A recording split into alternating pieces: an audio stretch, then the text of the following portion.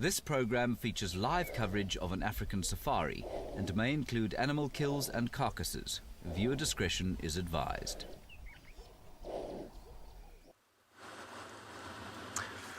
Good morning, everybody, and welcome to the sunrise safari on a cold and dingy and threatening morning. It looks like we might get some rain, which is going to be quite interesting. Certainly not welcome in this cold. It's getting wet, and driving in this is not going to be very fun. So hopefully the rain stays away. The dark grey clouds are off to our north, and so hopefully they continue to go that way and leave us alone. But my name is Tristan, and on the camera I've got a BK, so we'll just say hello to all of you, and it is a very warm welcome, especially to our kids this morning. Remember that we would like to hear from all of you, because, well, we're dedicating this first 45 minutes to the kids, and you can ask all your questions through kids' questions at WildEarth.tv, and we'll try and answer as many as possible.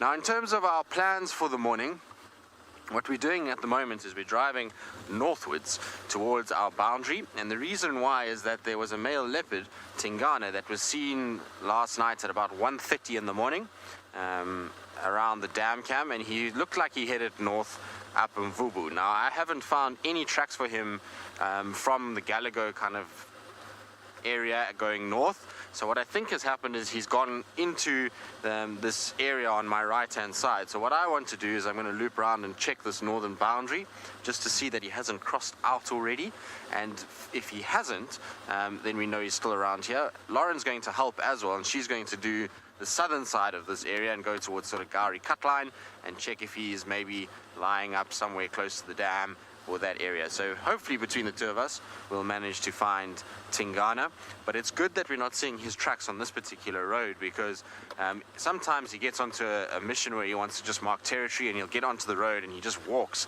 straight, and it would have taken him out of the area and we wouldn't have been able to find him. But if he's maybe cut off into one of these areas, he might have laid down, he might have made a kill, he might, you know, just be taking it a lot easier and a lot slower, and that will maybe give us a chance to find him, because, well, 1:30 to now is a lot of time for a leopard, and they can cover quite a lot of ground in that process. So I'm hoping that he hasn't gone too far. Right, now while I get to this northern boundary and we check very carefully for any sign of Tingana, let's send you across to Lauren. As I said, she's going to be in the same area giving us a hand, and let's see if she's had any signs on her side.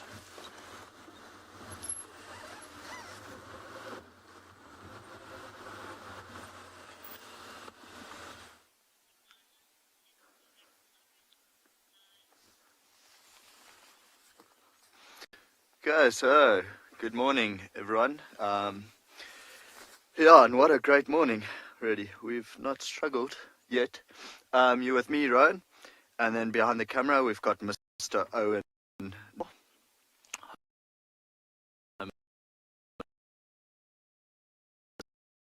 Mr. Owen. We did just start here because we had the Hyenas last night. Maybe the reply would come into this area, so we wanted to take a quick track, but both trying to on her and they fall down. You just see little paws there, cycling the air. So it's been really fit one morning. A nice way of the day. The problem with that, Jim looks quite tired, but the youngsters are both very cool, very energetic. You'll see their tiny heads pop up every now and then. And it's hilarious to watch them try get onto mom, because of course they're still smaller. Well, they're a lot smaller than she is. I can see that tiny face just staring at us now. I think that's the little male. Of the two, the little female seems to be the most adventurous for now. So she's the one that came into the sand a little bit earlier. And she ventures off further from mom. I think the male is still just keeping to mom as much as he possibly can.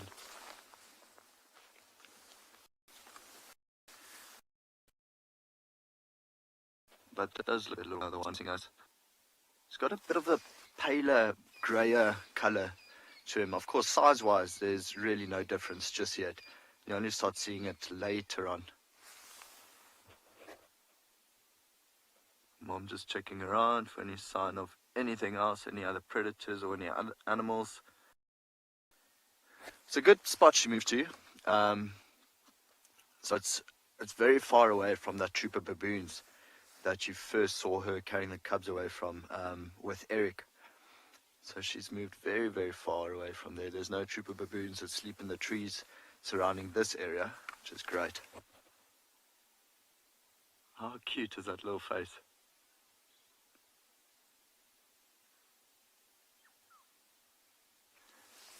Interesting that all attention is now just drawn towards us.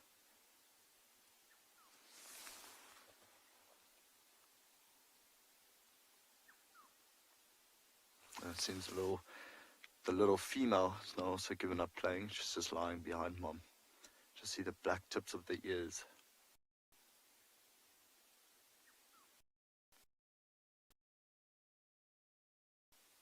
Said wonderful. And the light is just getting better and better and better. It was quite cloudy this morning, not too cold.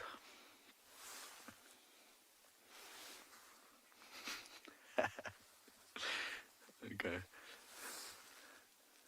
So Final Control just called me Lauren, and she said, when you're done, Lauren, you can link to Lauren. So what we're going to do is we're going to actually spend a bit of our morning here and just watch them play around. But for now, we are going to send you to Lauren, who just wants to say good morning from Djuma.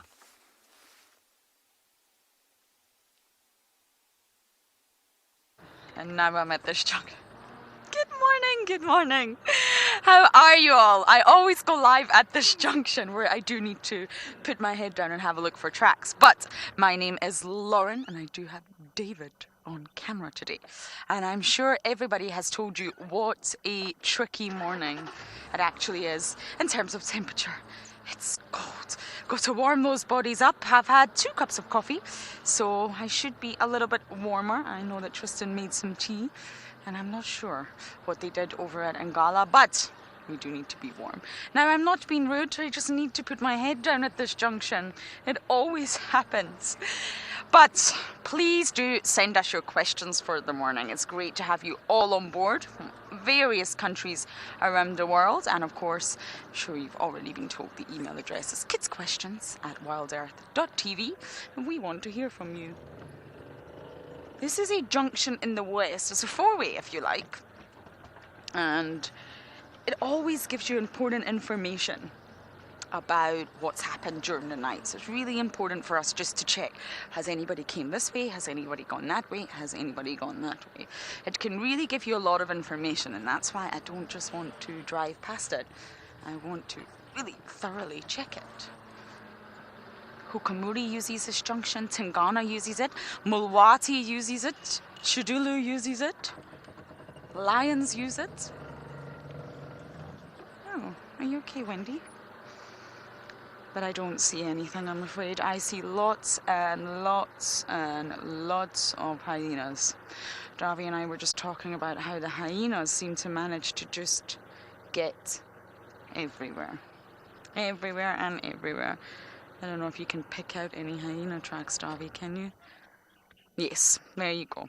You may think from a distance that it's a cat, but it's not. Once you get closer, you can see that they've got very pointy toe pads, if you like, and this is because hyenas' claws are just like domesticated dogs. They're always out, they're always there. They can't bring them in or push them out, they're just there. So you will see them always in their tracks, and that's why it's a little bit pointy. But it can throw you. Sometimes you'll see a track on the nice soft sand and you'll think, aha, I'm onto something, and then you will get closer and you will realize you're really not onto anything. Okay, I'm just trying to decide where to go.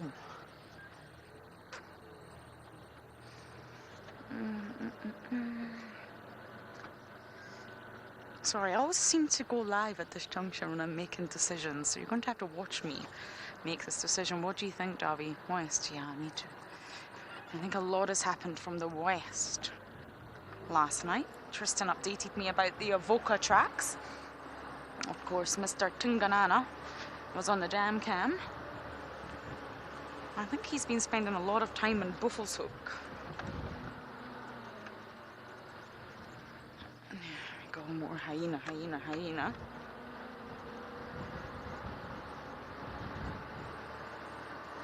Okay, I'm going to quickly check the west, see if anything's been going on. And as I do that, embrace the code, we are going to send you back across to Rowan and his lioness.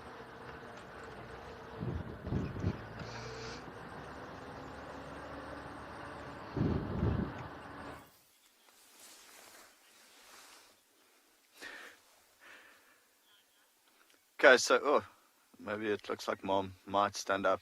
She's heard something on that side. But you can see in the front, in the grassy patch in front of her, that's the little female. And she's super inquisitive. She's literally just been sitting there watching us the entire time. And right behind Mom, you'll just see the head going up and down of the little male. But we were discussing now, like quite a clear color difference. Seems to be a lot paler and, well, not a white line. Of course, that would stick out like a snowball archer, but quite a bit paler. Quite nice seeing the different genes of the fathers coming in. But I want both of them to just come play in the sand here.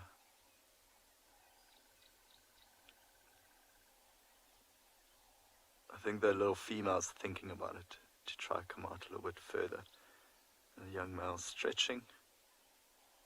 Oh, he might just pounce on her. And you get to see both the little faces together.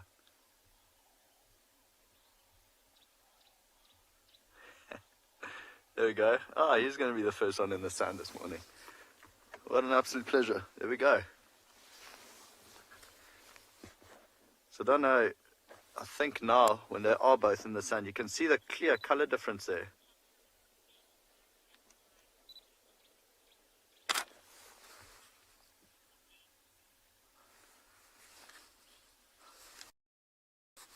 So Thomas, who's 9 years old, and Kai, who's 6, wants to know, how do lion cubs stay with their mothers? So Thomas and Kai, usually about 2.5 to 3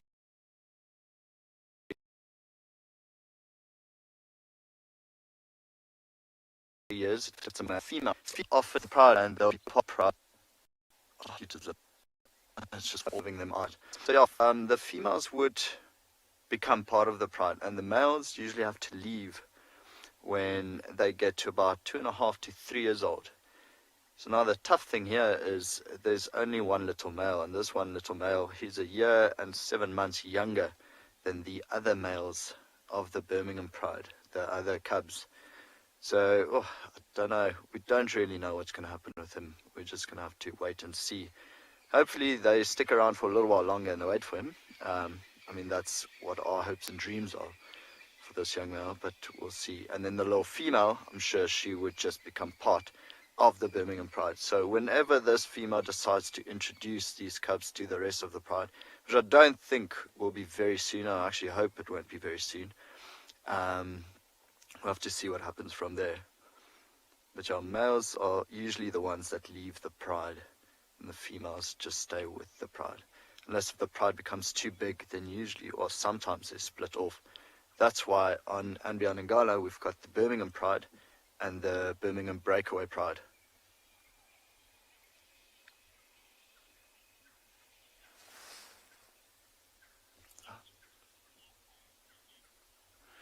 So I think where we are, and due to, we're kind of in a little bit of a dip being here in the Timbavati riverbed. So you might find that your image is a little bit jumpy. The signal is quite unstable here. But if we move, we'll pretty much lose sight of the lioness. So we're trying to just find the balance here, and we apologize for the jumpy image. But it's just the best view that we have of the youngsters and the mom is right where we are here. Now very playful again. Lots of energy.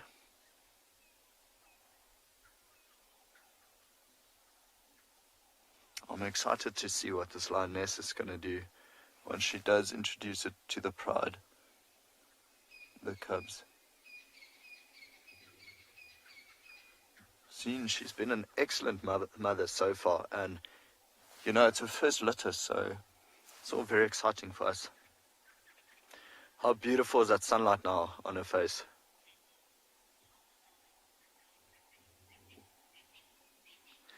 Sally has asked how long a lioness will sleep for during the day. So Sally, you know, a book would tell you that lions sleep for around 20 hours throughout the day, and then they're active for 4.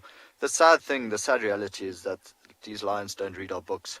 So they sleep more than they are active, but then during the active stages they are very active. And I think what this lioness, what she's been doing is she'll actually spend the night with the youngsters and then be more active during the day, which actually goes against their natures, because lions and leopards, they're known to be more nocturnal animals, having better eyesight than their prey. But I think she still spends a fair amount of time sleeping and just resting with the cubs. So maybe anything from about 16 to 20 hours. She keeps lifting her head and looking that way. Of course, she's staring straight into the bush. So there might be just tiny little birds, blue waxbills or 5 finches or something, making a little bit of a sound in the bush there. There's no clear hyena noises or other lions that we can hear from where we are. Of course, their hearing is a lot better than ours. Don't think there's anything threatening in that bush. I hope not. Though I've seen lion cubs at the age of about 2.5, 3 months, and they were playing with a black mamba. Actually, it was her litter when they were about 3. Oh, big yawn. Look at those teeth. When they were about 3 months old, there was a black mamba in the river, and every time this black mamba reared its head, one of the cubs would just hit it on the head, and it was phenomenal to see. It never bit them, it never bit at them. Finally, the black mamba got away, and I think just their reactions of a lion or a leopard is so quick. We were talking to Sean the other day, and he saw a leopard grab a swallow out of the air, actually the Makoti male, when he was perched in a vulture's nest. So these cats have the most incredible reflexes. I think it looks like she might actually stand up. She's given one yawn. Maybe time to go patrol.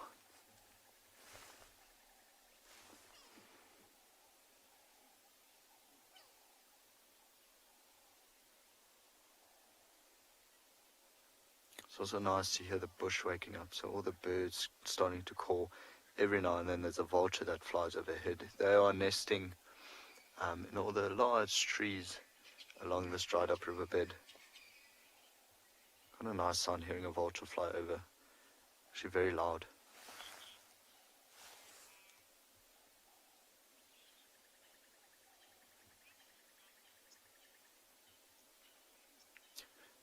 Manan, who's 15 years old, wants to know, when do lion cubs start hunting? So Manan, I think successfully. Oh, there we go. Tried to get right on top of mom and just fell over, plopped over. Manan, it was interesting. The other day we found the Birmingham Pride, and she was going to play with them now. I think she might just roll over. Found the Birmingham Pride, and all the youngsters were trying to help. They were trying to, give their input in a buffalo hunt. So it was quite interesting to watch 8 cubs, all, various ages. Some of them just over here, some of them a year and a half, others a year and 8 months. And all of them were chasing the buffalo. Then, of course, the buffalo turned around, and then they chased the lions. So they are trying to help, but successfully, for maybe only 2.5 to 3 years, that they'll actually be able to, give their mothers a hand in bringing anything down.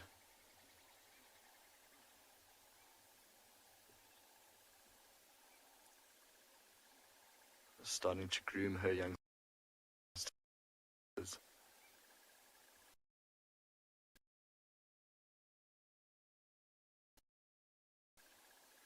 I wonder if you go to know with you, it's time in the night time when you're able to. I wonder if it's something that she mentioned. Actually, be quite nice, picks one in and carry. See her action. I can hear something faintly. It sounds like a contact call of a lion in the direction that she's staring into. Might be the same lioness that you saw yesterday afternoon with Eric. Very faint. Actually, Mr. Owen was saying that he heard some lions calling last night at around 10 o'clock. But very, very, very far. That's another big yawn. It's usually what happens. They'll yawn, they'll lick themselves, or they'll groom each other, and they get up, stretch, and then get moving. So let's see.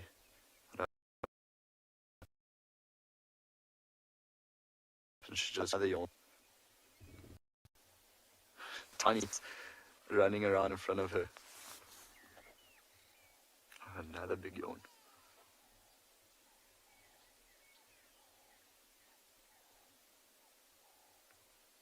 I want to see her stand up. I want to see what condition she's in, because she must be hunting for herself now.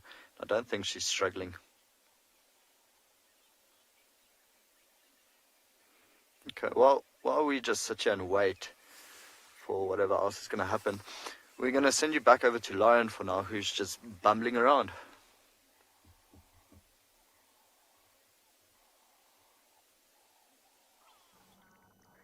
I have just stopped to say hi to some impala.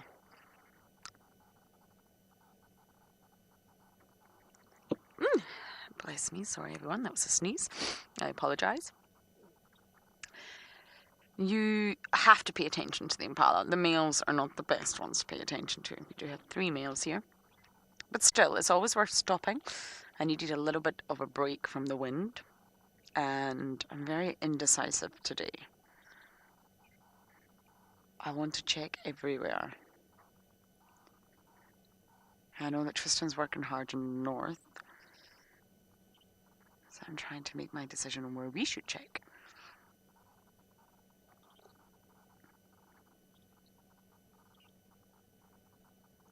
Hello, sir. You don't look like you've seen any lions or leopards. You look very relaxed. Okay, Davi, I think we should proceed. I'm on a mission today to find somebody.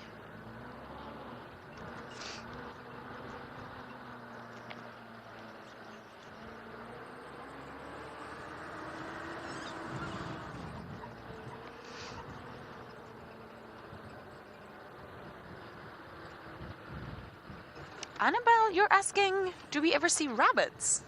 Oh, we see scrub hares all the time. All the time. I will try my level best to find a scrub hare for you. And of course, hares and rabbits are both lagomorphs. They're both closely related, but they're not the same. They are different. So we don't see rabbits here. And we do get lots and lots of scrub hares with their baby leverets all around. So I will try and find one for you. They're very adorable. And they make the perfect snack for leopards. I think when a leopard hasn't had a kill in a while, they will be snacking on these scrub hares. Very easy for them to catch a scrub hare. But we don't get rabbits in this area. There's various other areas of South Africa where you get rabbits.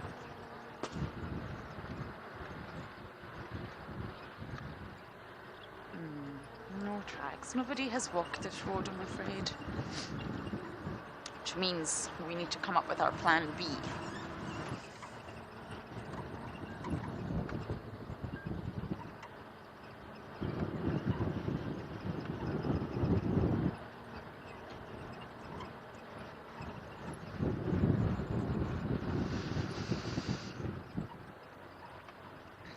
Oh, Molly, 14, you're asking such a tricky question. In terms of mammals, I would say we have probably impala consistently. So impala are definitely the most common and numerous mammal throughout the year. But there can be days where we have so many elephants, and I'm sure elephants trump impala some days. But that's not consistently. Elephants come... Oh, What do we have here? Hyena. Hello, hello. Good morning. I love a good morning hyena sighting. I wonder who it is. Look at it go. Oh, there's two. There's two. Okay, I'm just going to pull up now. No, there's three. Haha. Up to no good.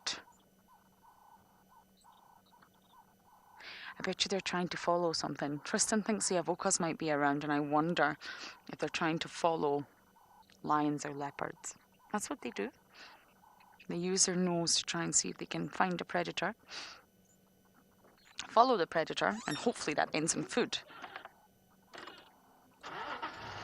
Hello, hyenas, my favourites. So yes, I would say impalas consistently in the mammals, but of course you've got all other categories.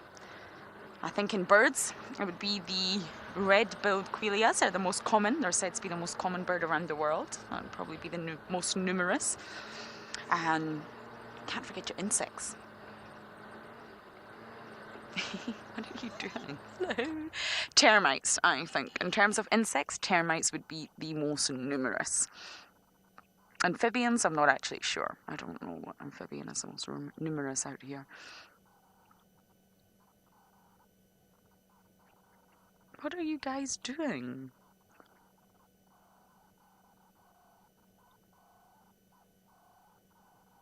When hyenas do this, they're listening, they're smelling, they're trying to figure out what's happening around them.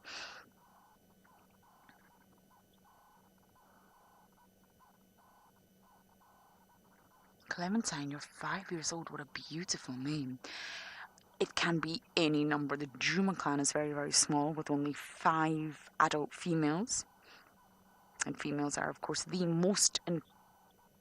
Oh, we're all going to sleep. Well, this is fascinating. Oh, we're all just snoozing. Okay. Look at that back leg. I didn't quite expect that. So 5 is a very small number for adult hyenas, Davi. I'm thinking about just pulling over to this side so we can get a view and try and ID these hyenas. And the North clan in the Masai Mara is now over 90 individuals, 90 hyenas. That is a lot of hyenas.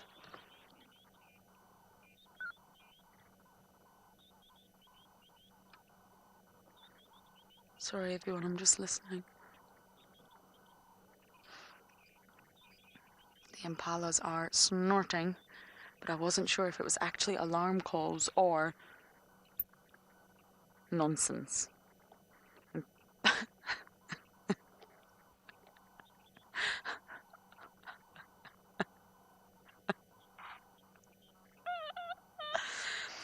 That was quite graphic first thing in the morning. Okay, I'm going to try and figure out what's going on here, and as I do that, we are going to send you back across to Rowan with his little cubbies.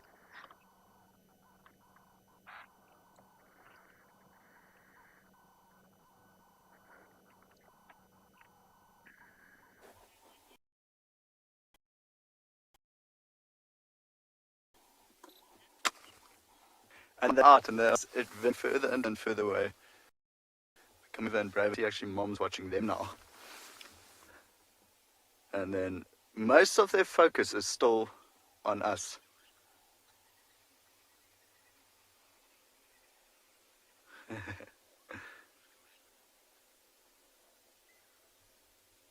See the little male, it's on the right.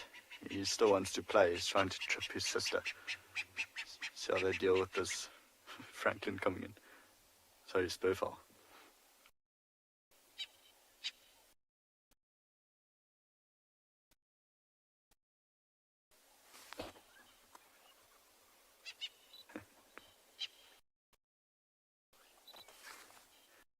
They are balls stuff, literally. Watching them walk around is absolutely hilarious. Their legs are so short and their tummies are so big. I think Mom's been feeding them quite well. See this Lioness, the little one, doesn't really know what to make of the bird and she'll rather leave. She doesn't trust the bird. I think our signal's still a little bit unstable. It's just due to where we are. Maybe it's also the cloud cover. I've been struggling a little bit. You can see the little male lion. He's actually stalking the bird now. Where he was. Now the bird's coming straight for him. So just thought, okay, no, maybe not. Very brave bird, I admit.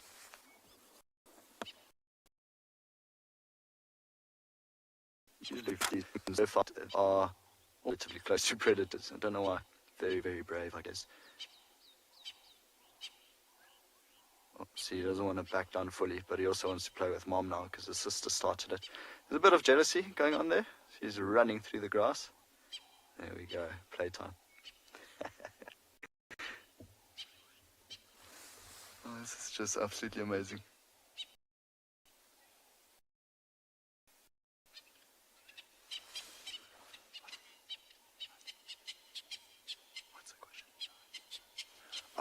Sorry, Matthew, I struggled to hear the question a bit there. Like I said, the signal here is a little bit terrible. Matthew, so you want to know if lions purr? They actually do not. Of the big cats, only cheetahs that could purr, not leopards or lions. No purring. Although you can imagine, probably could babies would be purring. Like our mom.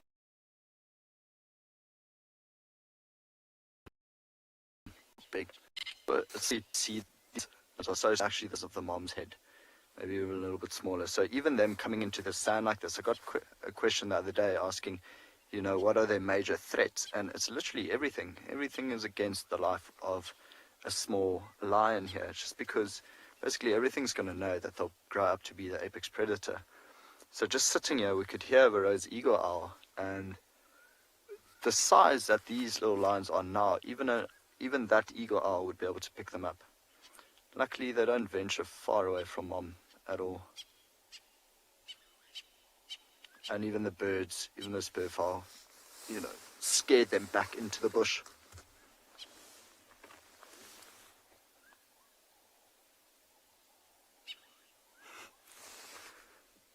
Coming back out. Starting to get brave again. So that's the little lioness that's out now.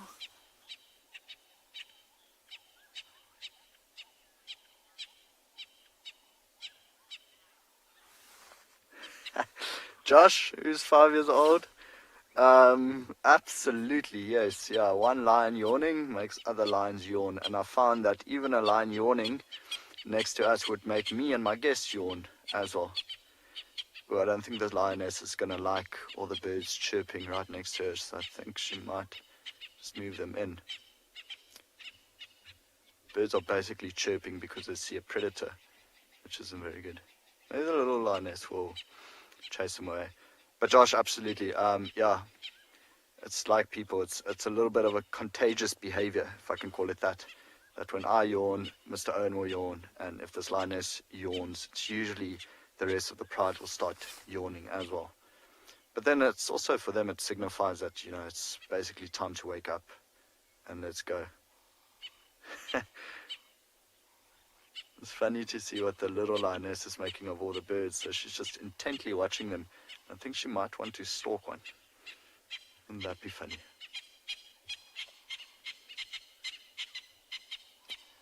Very loud though.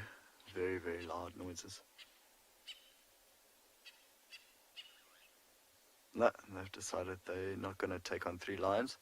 So they are moving further away now to the right. And have actually quietened down now that they're not close to the lions anymore. You can see the lioness is watching them go. And the 2 youngsters are going back to playing.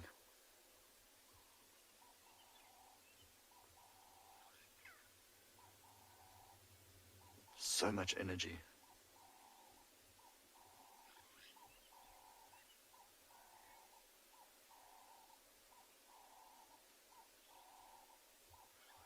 I'm very impressed by this lioness. That her youngsters are still alive. Although it's probably just a motherly instinct. She knows exactly what to do. She had a great mother as well.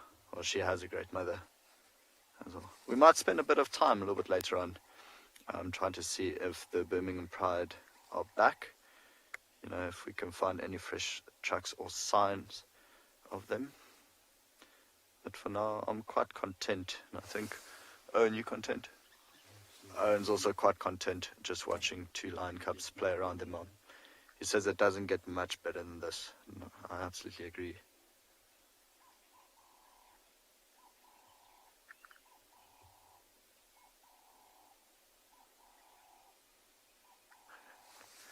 White little bellies facing up. Well, you can't choose a much safer spot than right in front of a big lioness.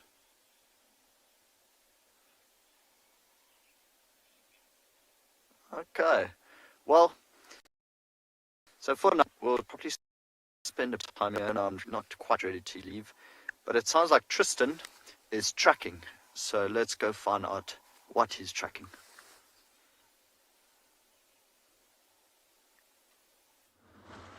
Well, we were tracking, but unfortunately we've got zero luck this morning because the Talamati Pride and Tingana have both gone north.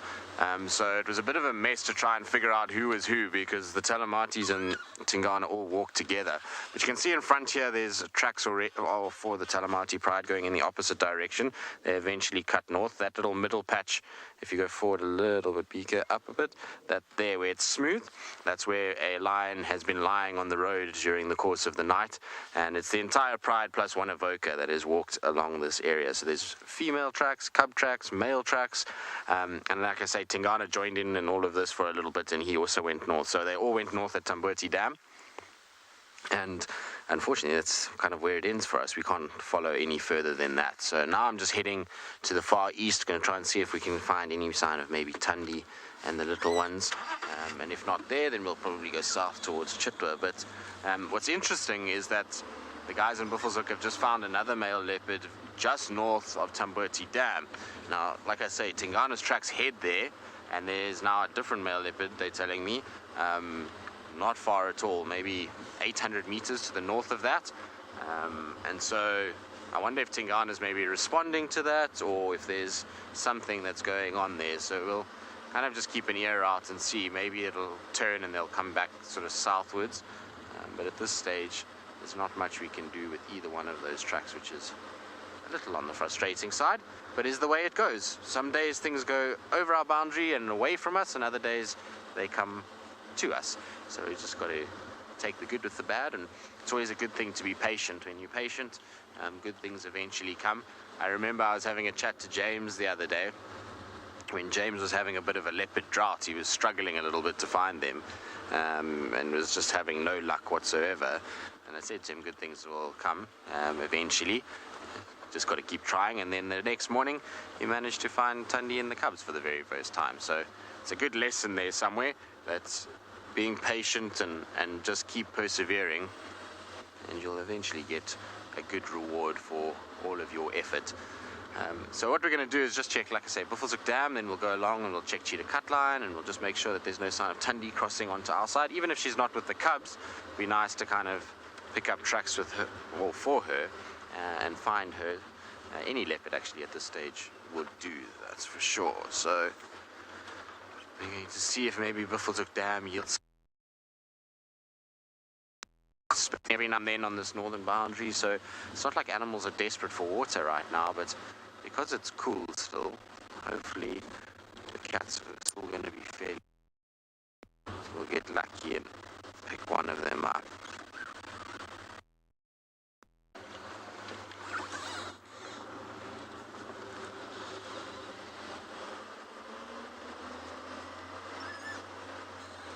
Now, I'm hoping that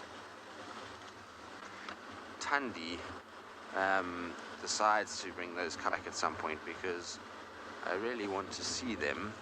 She seems like she just likes to keep them on torture. I wonder if it's just because it's so much quieter there from a vehicle point of view that she prefers to be that side. Anyway, sounds like Lauren's had far more luck than I have this morning, which is a common thread over the last 24 hours.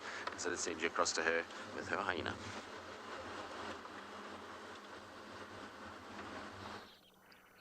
It's have been so busy this morning. We're following 4 hyenas. The impalas are snorting, they're nervous, they don't know what to do, and it's at the hyenas. Now we've got Swazi here for sure. And we've also got Luca. There's 2 other individuals I'm yet to identify. We're just following them through. They're not on anything yet, but they're trying. They're hungry. And what they're doing is trying to pick up on scent. They zigzag, they weave, and they separate. They disperse, and then they reunite. They disperse and reunite. And it's absolutely fascinating to watch. There's one there, there's one there. They've been on the go for quite a while now. And I'm just wondering if they might pick up on something. They're looking for the smell of A, flesh, a kill, B, a leopard, they'll be able to smell them, or C, a lion. And if they pick up on that, they'll lead us to something. But right now, they haven't got anything. They're still trying. Nose to the ground, and they've got a zigzag technique, which I just find so interesting to watch. Winter's already making it so easy to off-road. It's nowhere near as thick. It's actually a pleasure to off-road like this.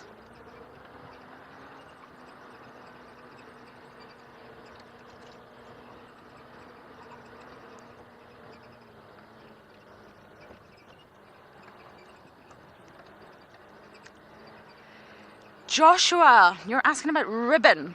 Now, I'd love to stop and show you a photo, but unfortunately, I need to keep up with these hyenas. But I can explain it verbally.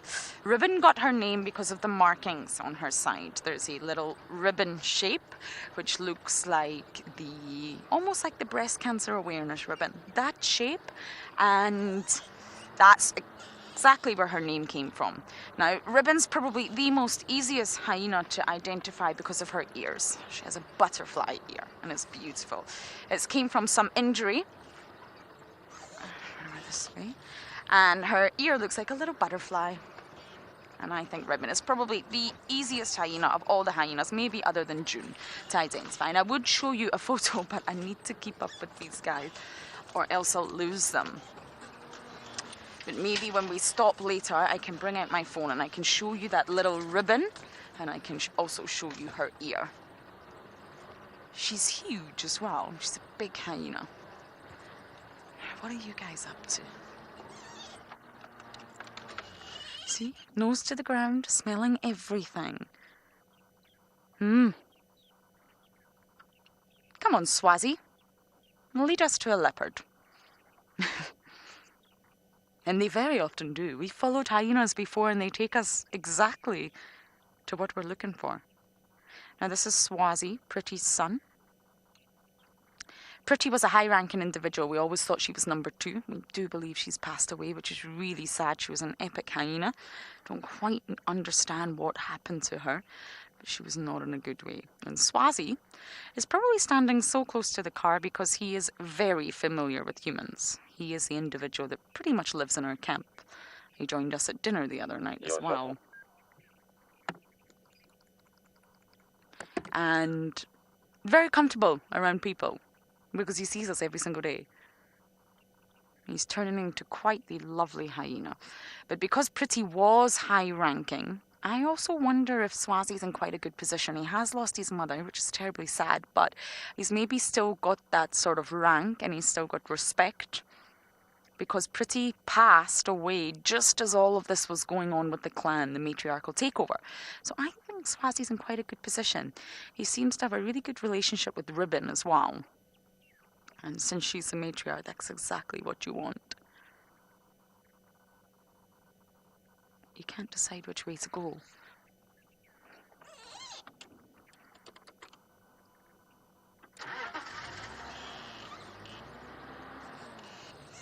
Peggy, you're from California, and yes, I would think they absolutely can. They've got such an incredible sense of smell. They're olfactory predators, which means they rely on their nose. They need their nose, and this is what Swazi's doing right now. If we just watch him, he's smelling. He doesn't really know where he's going. He's not got a plan or a route. He's not on territorial patrol like the leopards do. He's trying to find food through his nose. So why they zigzag is to determine where the smell is strongest. So they can smell it, But when we can smell delicious food, we probably know, it's coming from the kitchen. Because where else would the food come from? But sometimes if you get a smell in your nostrils and you don't know where it's coming from, it is tricky. So that's why he walks right, and if the smell gets stronger, then he's obviously going in the right direction. And if he walks left and the smell gets weaker, then he knows, I'm in the wrong direction, I need to change, if that makes sense. And that's why they do zigzag. He's not on to anything yet, he's just trying. He's trying to pick up on a scent. And therefore, they will definitely be able to smell humans, I'm sure of it. But while we're in the vehicle, I'm not so sure. There's lots of other scents in the air. There's fuel, there's, of course, all the chemicals that go under the bonnet. There's, I think cars smell quite strong in general, so I'm not sure if he would be able to smell us while we're on the vehicle, but in camp, absolutely. I think he knows exactly who I am because he's destroyed half of my clothes. Now, I believe it's 45 minutes up already. Can you believe it? So, thank you kids, thank you for all your wonderful questions. Please still keep sending them in, but we are opening up the drive now to everybody of all ages. So everybody please send in your questions and we will do our very best to answer them.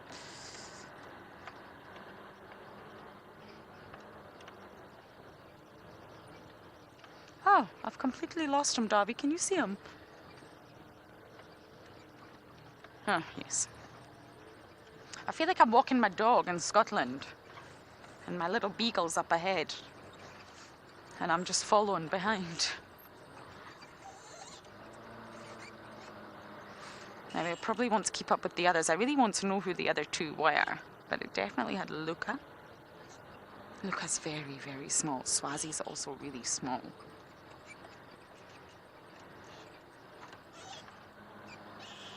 He's taking us round in a ginormous circle.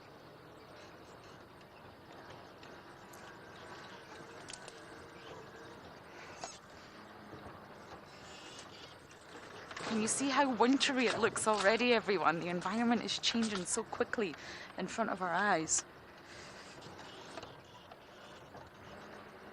Okay, as I try to keep up with this hyena, I'm not sure if I'll be successful.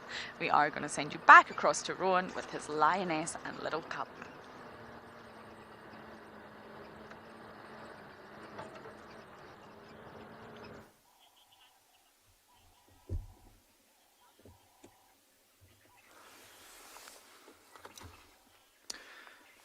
Good luck, Lauren.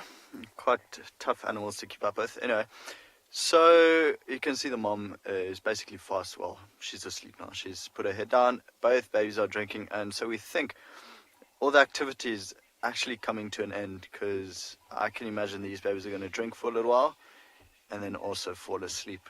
So it's probably, we'll spend another maybe 10 minutes here, see what happens, and then we'll head on. See, the one just stood up to try and get it. Oh, okay, well, never mind. Still lots of activity left there. Well, maybe she's going to bed. That was a little lioness jumping over the mom. No, she's coming back.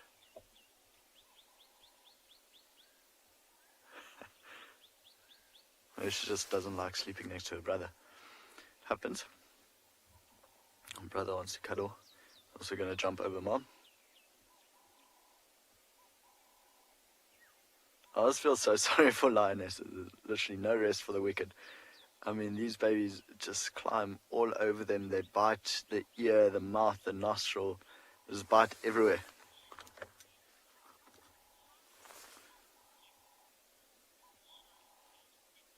Charlotte, who's 7 years old, wants to know how lions get water. Charlotte, they will usually walk to any watering hole and just drink from that.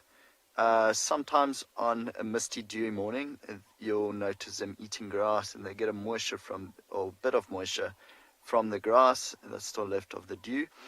Other times they'll get a lot of their liquids from a carcass, so actually the blood from an animal. But as you can imagine, that's a little bit salty. So after that, they'll just go to a watering hole and go drink. This lioness, what she's been doing is there's a watering hole just a little bit east from here on the northern bank of the Timbavati River. She drinks from there. And there's another one on the southern bank of the Timbavati River. But also, during this time, elephants will come into the dried riverbed, and they'll actually dig holes until they get to water. So, Charlotte, if you had to dig to about 1/2 meter now into this Djuma riverbed, you'll find water coming up. And so often she will just drink from there.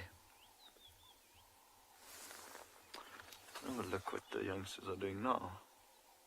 This looks like they are settling right behind the mom.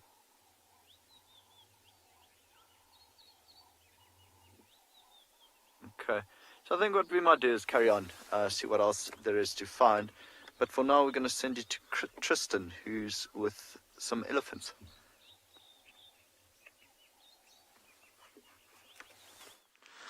Indeed, we have a nice herd of ellies, a nice big herd, that are taking it very easy this morning, having a good feed. I think even some of them have been sleeping in this area, because when we first got here, they were looking quite dozy, and a lot of them had heads down and were just sort of drooping their heads. And we literally are surrounded by them. There's ellies pretty much in every direction at this stage. This is a group that's coming from the sort of southern side northwards on the road, but we've got ellies to our right, to our left, behind us. Super nice to be in amongst them, that's for sure. Now, I'm not sure which herd we're seeing now. Obviously, we get lots of different herds on Djuma, but some of the bigger herds like this we know quite well. There's obviously the one with the tusk that grows under the trunk that we saw yesterday. We have Fang, which is a elephant that has this big recurved tusk. So the tusk comes from the sort of area, the lip area, and then goes back towards the chest. She's a beautiful, beautiful old female. So there's her herd, which is very large. And then there's a few others that we see as well. There's the one with the very straight right tusk, and then another one that's got a very straight left tusk. So I'm not sure which grouping this is, or if it is any of the groups that we know. But they are nice and relaxed, and have been giving us a beautiful kind of view of them. And it's such a pleasure to sit with them, especially on a morning like this where it's still, yesterday we had all that wind. So today, with the still weather, the ellies are far more relaxed than they were yesterday. Yesterday they were a bit nervy and jumpy, and that's because with such big ears, you can imagine the wind is hugely irritating to them. Whereas today it's calm, it's still, and that allows them then to spend most of their time out, kind of feeding and not having to worry so much about not being able to hear. There's a cute little one here on our left side, and still suckling from mom. Shame. Isn't that cute? Look how it's smelling us.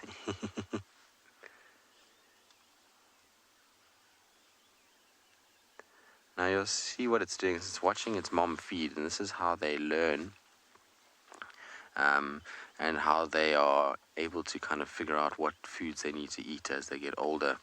Now, Kellen, you're asking, why does it seem that ellies play more, or are kind of more active, baby ellies in particular, than others? Sure, there's a big female coming down the road towards us. Probably due to the fact that they, I suppose they have a lot more things in order to kind of entertain themselves. So big ears and a big long nose already in its own right is fun to throw around and flap and kind of touch and feel and do all kinds of things. That, coupled with the fact that they are incredibly intelligent animals, so they are much like us. They've got a very big brain, and they're able to think and play and try and work things out. And so I think that's a big part of it, is that they're constantly seeing things and are trying to work out how to best engage with those particular things as they grow and as they get older. And so, look at this. Yes, you are so big and so strong.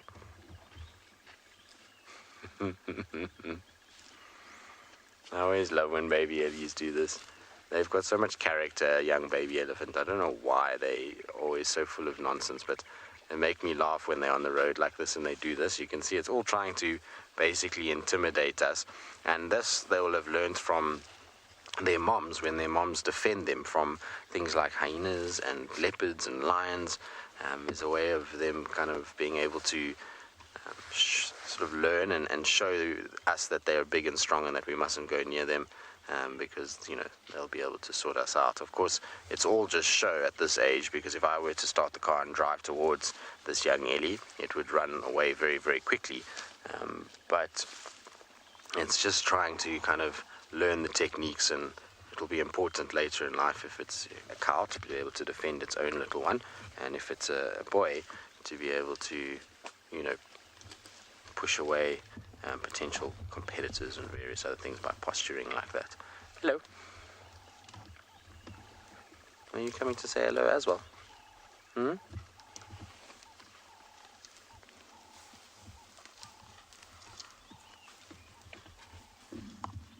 Hayden, so yes is probably the question to this. The answer to this question is that elephants, they're not inherently scared of a mouse because it's a mouse. They generally are not animals that like fast movement around them, particularly if it's close. So something like a mouse running past them at close distance and moving quickly is going to scare them. I would probably hazard a guess that if a mouse had to slowly kind of creep around and not move around too fast, an elephant would be fine. But generally, mouse movements are very erratic and fast, and they don't like that at all. It typically gives them a bit of a fright because it's something that's very close and it's moving quickly, and so generally they actually do move away from it.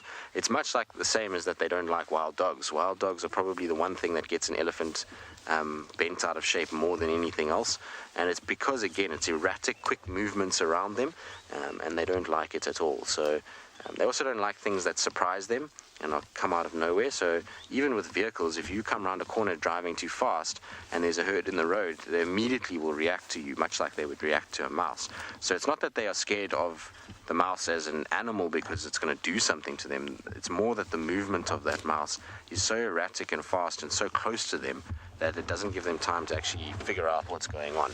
BK, let me turn around so that we can see these guys a bit better. But yes, there are studies where they've been recorded to react to mice. Quite funny when you actually think about it, isn't it? Now, there's a little pan here that unfortunately is dry. I suspect that they thought they were going to go and have a little drink and maybe a wallow here because of the fact that it normally has water. But at this stage, it's going to be dry, dry, dry. It's the place where Tandi, Tlalamba, Tingana often use quarry pans. So Lisa, I'm not so sure that's the case. I think we've all had really, really great Ellie sightings. I love to just spend time with them. So for me, spending 3 hours with a herd of elephants is absolutely no problem. I think it's one of the best things in life to do. Some people are not hugely fond of spending long periods with elephants. I, on the other hand, really do enjoy spending a lot. Yes, I can see that you're there. But I just want to come past you.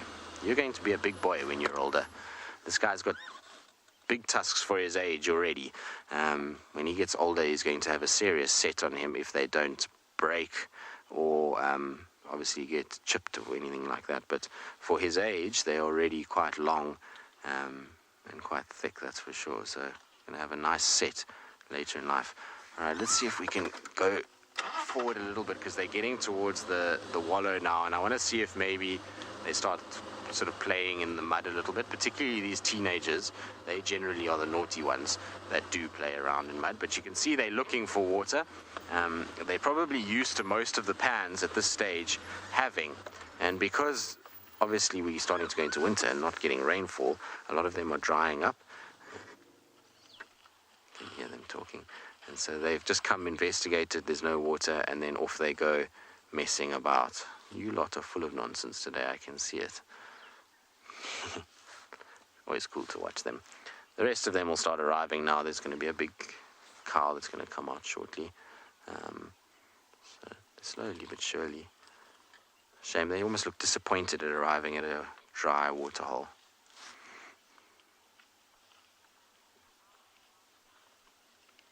So Janusz, so female Ellies generally will stay in a herd with their mother for their lifespan, unless of course there's a situation where the herd gets way too big and they can't find food or water. Then sometimes there'll be splits, but generally when those splits happen, it's an immediate family that goes. So it will be like a mother, her daughters, and they all go together. Sons, unfortunately, are only with their moms until they are early teenagers, so they'll be around sort of 12 to 15 years of age, and then they are pushed out of the herd. And the reason for that is obviously to try and stop inbreeding, because if a male elephant was to stay in his natal herd for his entire life, well, he's going to be mating with his sisters, his aunts, his mother, which is obviously not great from a genetic point of view. And so they get pushed out, and they have to then distribute off on their own. And then you'll find that the females are able to stay in with the herd and stay with their mothers for long periods of time. Now, Lauren is calling me on the radio, so just give me 2 seconds. Yeah, go ahead, Lauren.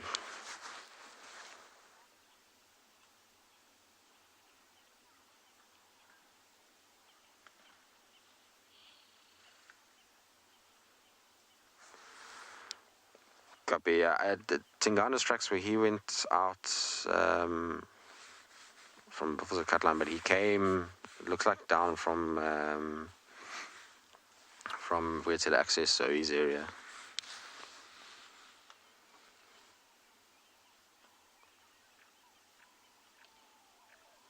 So Lauren's just asking about tracks because she's got tracks for a male leopard on Impala Road, and I was wondering if maybe the ones that we had for Tingana are the same, but it's quite far west for him. Generally doesn't spend that much time that side of the reserve. Well, certainly wasn't when I was last year, but Lauren and David were both telling me that he's been going on to Arethusa every now and then, which is interesting. So maybe it is him coming from that side.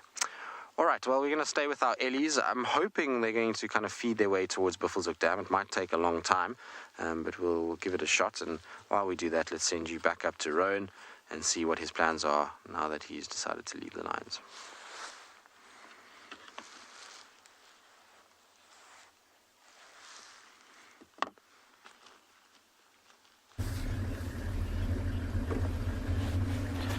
Okay, so we've left the Lioness. It seems like both youngsters did drink a little bit and then went to bed. So you can see actually both of them went into the very thick vegetation that was just to the Lioness's right. And it is sleepy time now. Right, so our plan for now is to just drive around. We had tracks of another Lioness coming from that side, went up further north. So we're not going to track them for now. We're going to go back across the Timbavati and actually see if we can find tracks of the rest of the Birmingham Pride, see if maybe they've come up further north, hopefully. Otherwise, see what else is out there. Any tracks, anything fresh enough to follow up on, we can look for. We come to check this little clearing here, known as Cheetah Flat, see if there's any sign of that family of jackal. But so far, no luck.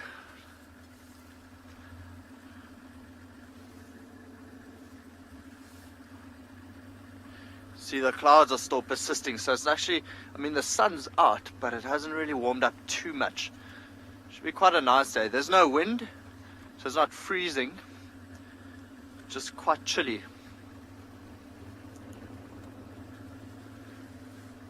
Usually what we do at this time of game drive is we'll offer you a mocha chocarula. So what we do is 3 scoops of hot chocolate mixed with a bit of amarula just to make a paste, and then some French pressed coffee. A good way to wake up in the morning, especially after a safari like this, having seen 2 lion cubs and the lioness. Are you craving a mocha chocarula now, Ed? A little bit, eh?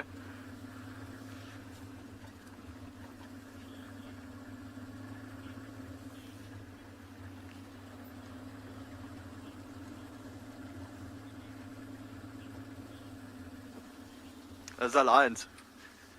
So there are lions, hyena, and a jackal in front of us. Owen, age 7. I'll get back to your question now. Ah, that's a good find. Hello.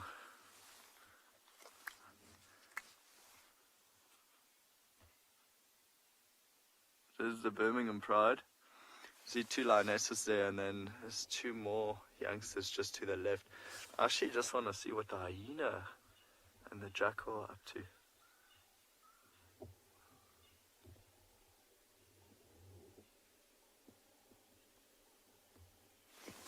So now it makes sense why we couldn't find the family of 6 jackal. Let's see what this lioness does. She looks like she's putting the bush in between her and the hyena. And she comes storming out of it. No, she's going to the left. Actually, her belly looks quite full. And they had a carcass here, which is why both the jackal and the hyena are there. Now I see more lions getting up and going towards where she was.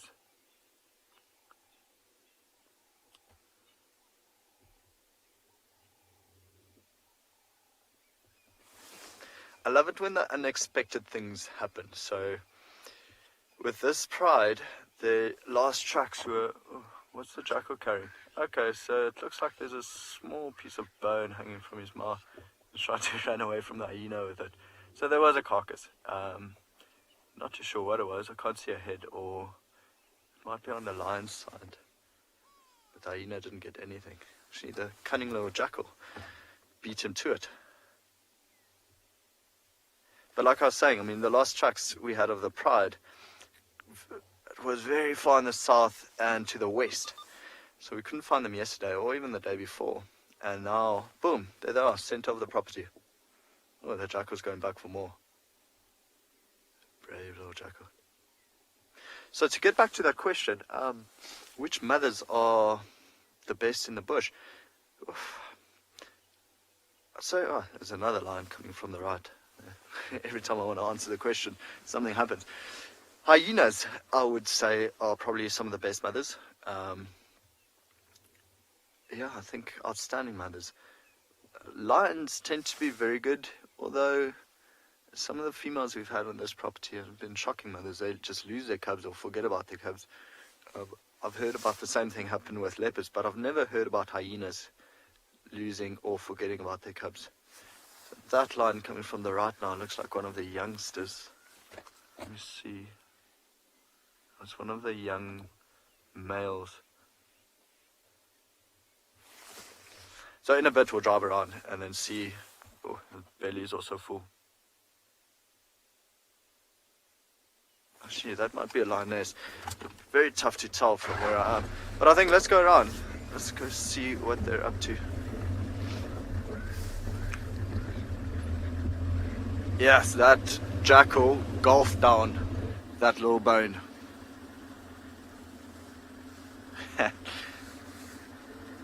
Clever guys. See how the hyena is also just keeping their head up every now and then.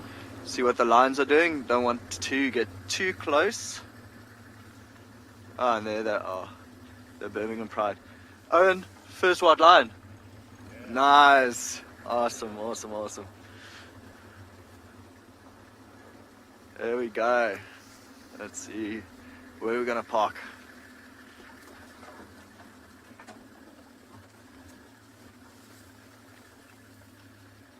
Oh, beautiful white line.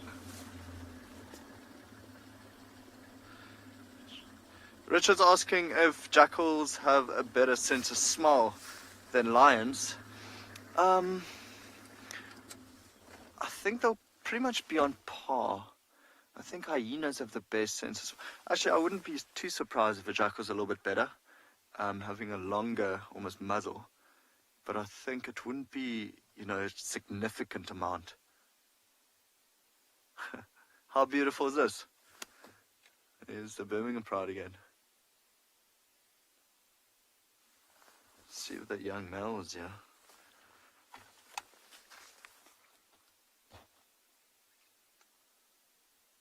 In a bit. I don't want to drive around too much now and disturb them too much.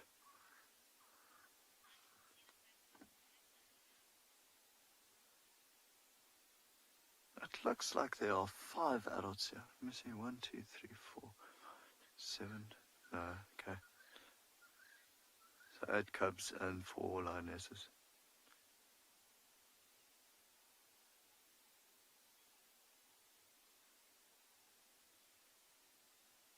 there's only 12 lions here.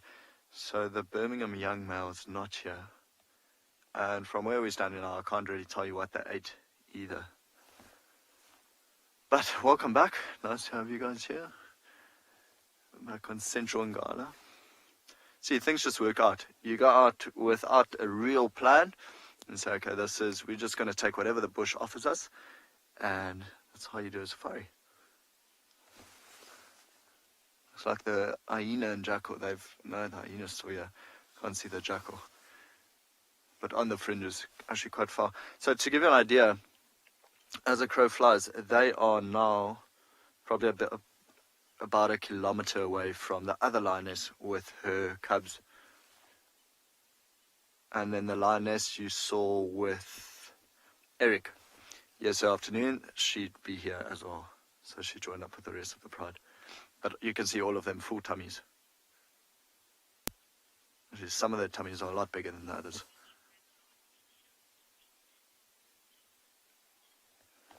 Okay, so we're going to let them snooze for a while, and we'll actually stay here for, well, that while.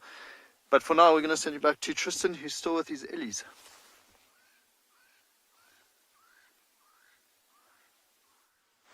We are indeed. As you can see, it's also rain. I don't know if you can see, but it's started to rain now. If you look on the ellie's ear, you'll see the little droplets that are kind of forming on the ear. It's showing little raindrops. It's not raining heavy, but enough to be irritating, I can tell you that much. And so hopefully it will disappear. It looks like one single cloud that is raining on us at the moment, BK, which is not ideal, but hopefully it will go past really quickly. There's quite a lot of blue sky around, so I don't expect that this will last too long. BK, what I'm going to do is, because I've given you a terrible shot to work with here, it's just really an elephant's bottom, so I'm going to go around for BK so that he can get a much better view of these ellies. But what I'm going to do is just give the ellies a bit of a wide loop. Obviously you don't want to drive too close to them, so if you're ever in a game reserve yourself and you're driving yourself around, just remember not to drive too close to the ellies. They don't like engines being on and right up close to them. If you can give a nice wide loop, it's always much better. Just going to go a little bit further forward because the rest of the herd is up in front here. They're very slowly feeding their way to Buffelshoek Dam. I think if we are to see them at Buffelshoek Dam, it's probably going to take us the entire morning to get there. So I'm not sure we'll stay with them that long. We'll probably maybe go do a loop to see if Tundi's around and then come back to them at some point. I think that's probably going to be our plan. But we should have a good view shortly, if I can just get through.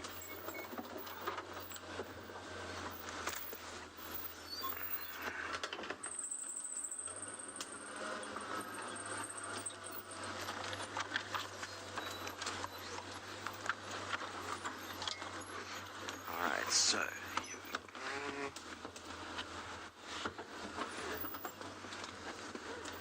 I'm going to just stop here. We do have a bush in our way a little bit, but it gives them a chance to walk on the road if they want to. Don't want to cut off the path that they could potentially take, but at least it's nice we can kind of see them in front of us. And you can see they're fairly relaxed with the fact that we've come all the way around. If we had driven right past them, they would have probably moved off and gone back into the thicket, so much better just to come around this side that we did.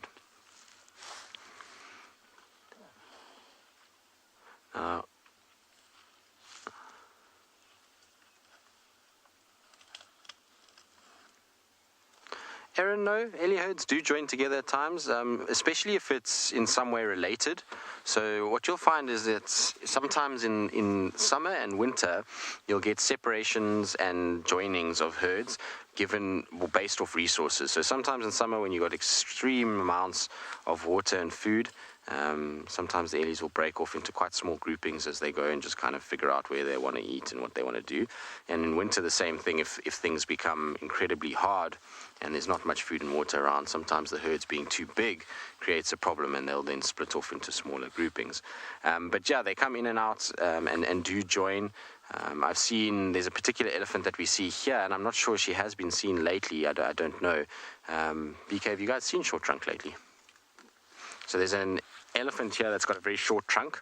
The tip of it is missing due to, unfortunately, probably being caught in a snare. But she actually joins, I've seen her join Fang's herd before, and another herd as well. So she sometimes gets seen with them, but most of the time is on her own with her own little family grouping. So they do go in and out every now and then. It's not uncommon for herds to join. Hello.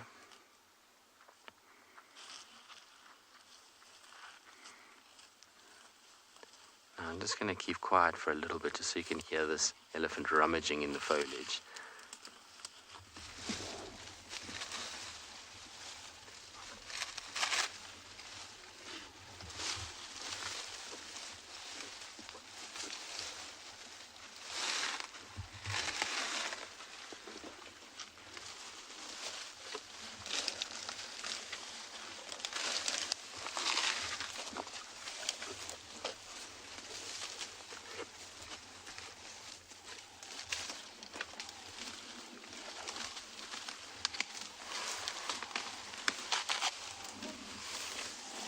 Isn't that cool?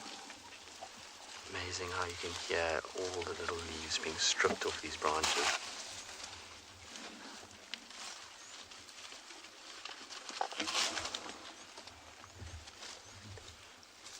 It's one of my favorite things about being in an ellie herd is the audio. You can hear an impala.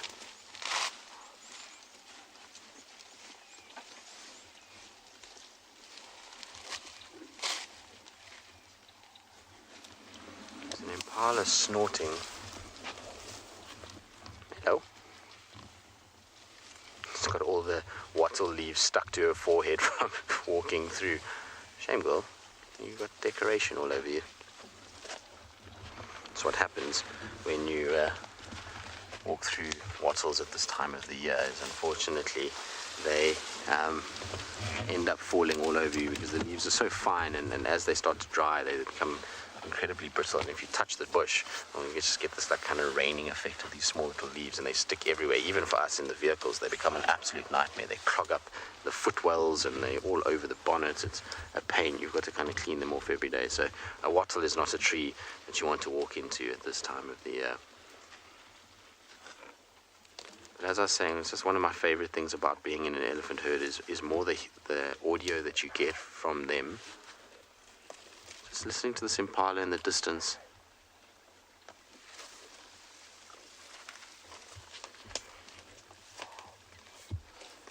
Doesn't sound like a rut call at all. It definitely sounds like this impala has seen something, but the problem is the ellies are blocking my route to get to it. We don't have much time to get to alarm calls because often alarm calls end quite quickly. I'm going to try to see if I can figure out a way through here by reversing. You're going to cross the road for us. That's quite nice. Obviously there is a rut that's taking place, and so they do snort, but the problem that you have also is that there's a lot of males that are separated by other males, and so they're on their own, so you just get a single impala snorting. Alright, the ellies have created a path. I'm going to quickly go and investigate this impala snort. While I do that, though, let's send you back across to Rowan, who's still with the Birmingham Pride.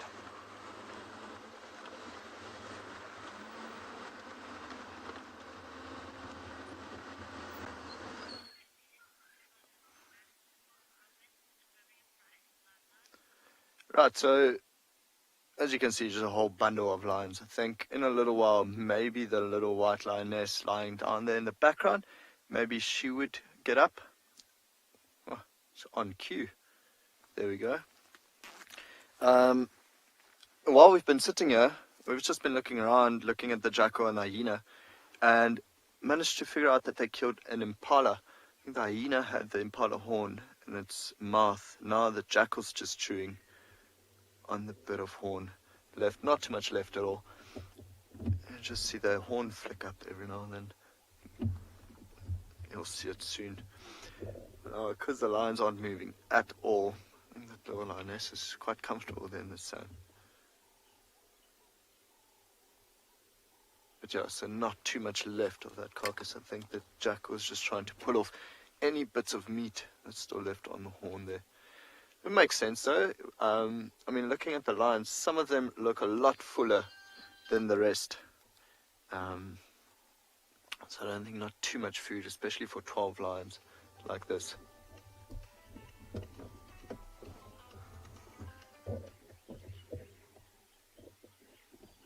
we go.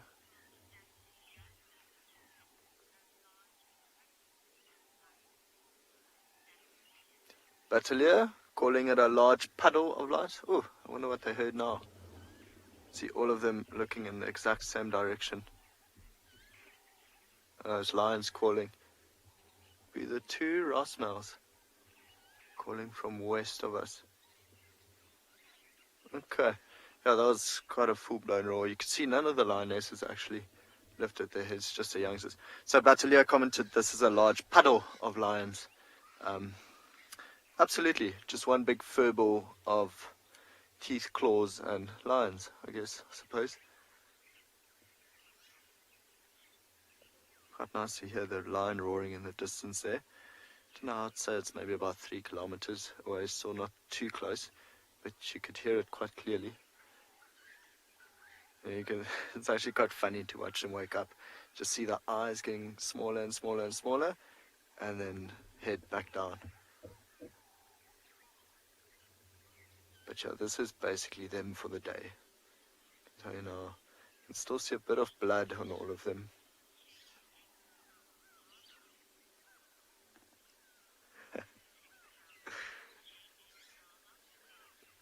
Sorry, Landeka, I've missed the...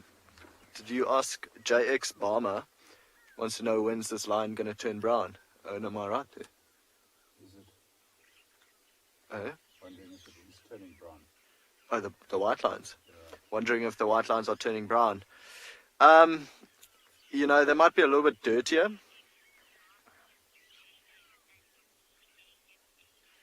JX Dharma. It's not going to turn brown, you know, not even with a very big amount of sun. They're always going to be white. I think it might just be a little bit dirty because of the blood on the shoulder. Maybe just rolling around in sand a little bit as well. But no, you can see with the other lioness, oh, she's getting up and she's coming here. There we go. It's just a matter of time, stretching. But yeah, still very white. Oh, it's a bit of a limp going on there.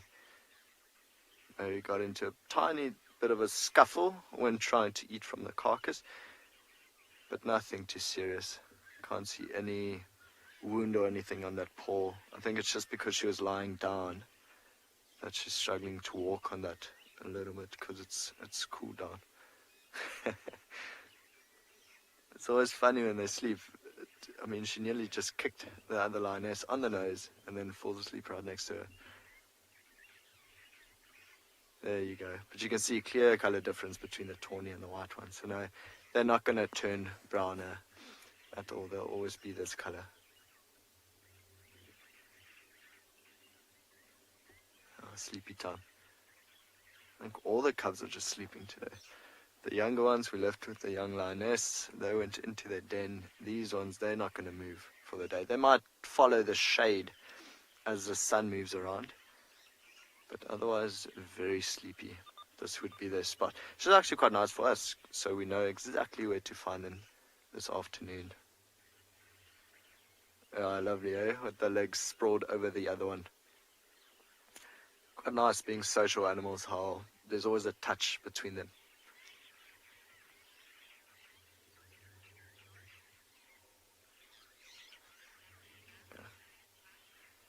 I think what we're going to do is we'll let them sleep for a while, and we'll actually move on a little bit, see if we can find this male. It didn't sound like he was calling from too far west, but for now we're going to send you to Lauren, who's got a warthog.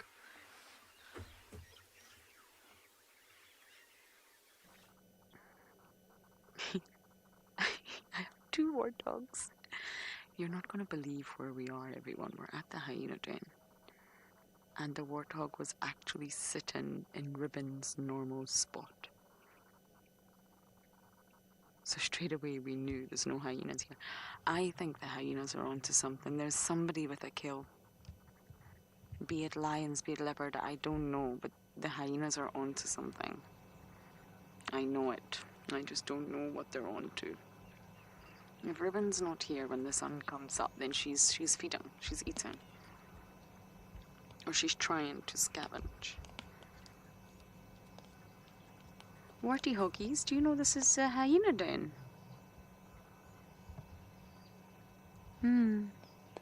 There's 2 little munchkins in there. But sadly, we're actually not allowed to be here. We just wanted to quickly show you the warthogs, and then we must leave because we actually can't be at the hyena den without a mama. So bye, little warthogs. They're going to get the fright of their life when I turn the engine on.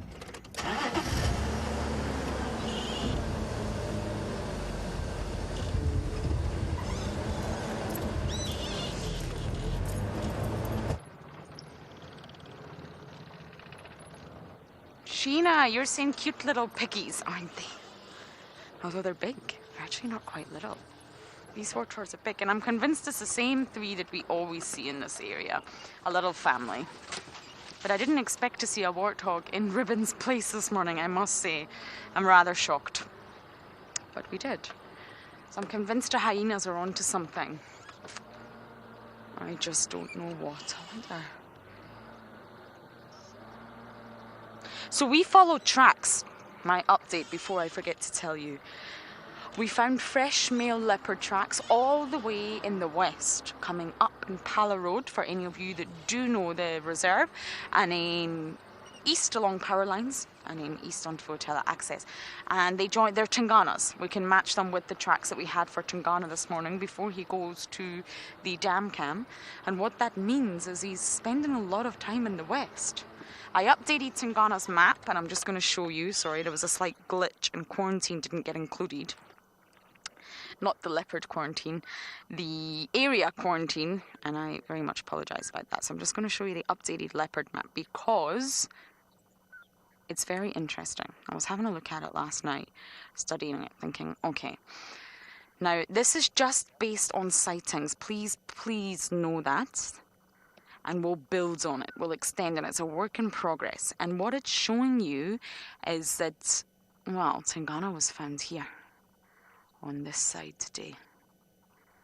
So he's obviously trying to push. This is where they clash. This is an area that will always change. Tungana will push, Hook will push. But look at this, everyone. Look at this whole area. Now, I think Tungana's territory is much bigger. We just haven't recorded any sightings of him. There is a huge space. Huge space. Hukamuri also uses Zoe's road, so I think Hukamuri's is also a little bit bigger on Djuma. But the point is, the whole of the east of Djuma is looking a bit vacant, and I am wondering, does Mulwati fit into a big slice of this? I don't know. I really don't know, but it's a bit of a mystery. Now, the sightings we've had of Mulwati have only been recent, so they're not included in this report. They'll be in the updated version. But before that, there's really no recorded sightings of Mulwati, and therefore, well, we don't know where his territory is. We have no idea. Oh, sorry, Davi, that's what you were pointing at. Davi points at things, and I've got no idea what he's actually pointing at. But it was a hornbill, and we've still got him. Hello, Mr. Hornbill.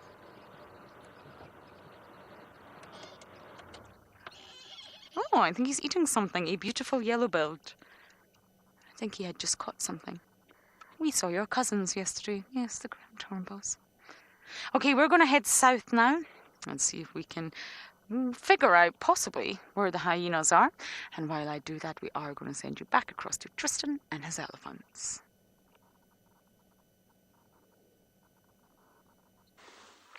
We are still with the Ellies, and purely because our Impala was alarm calling, but there was just so many elephants that we couldn't get through, and by the time we did get through, the Impala went quiet again. But it was somewhere close to where we are now in this thicket that we're in, so I thought, well, we might as well just sit with the elephants then and see whether or not something starts to call again.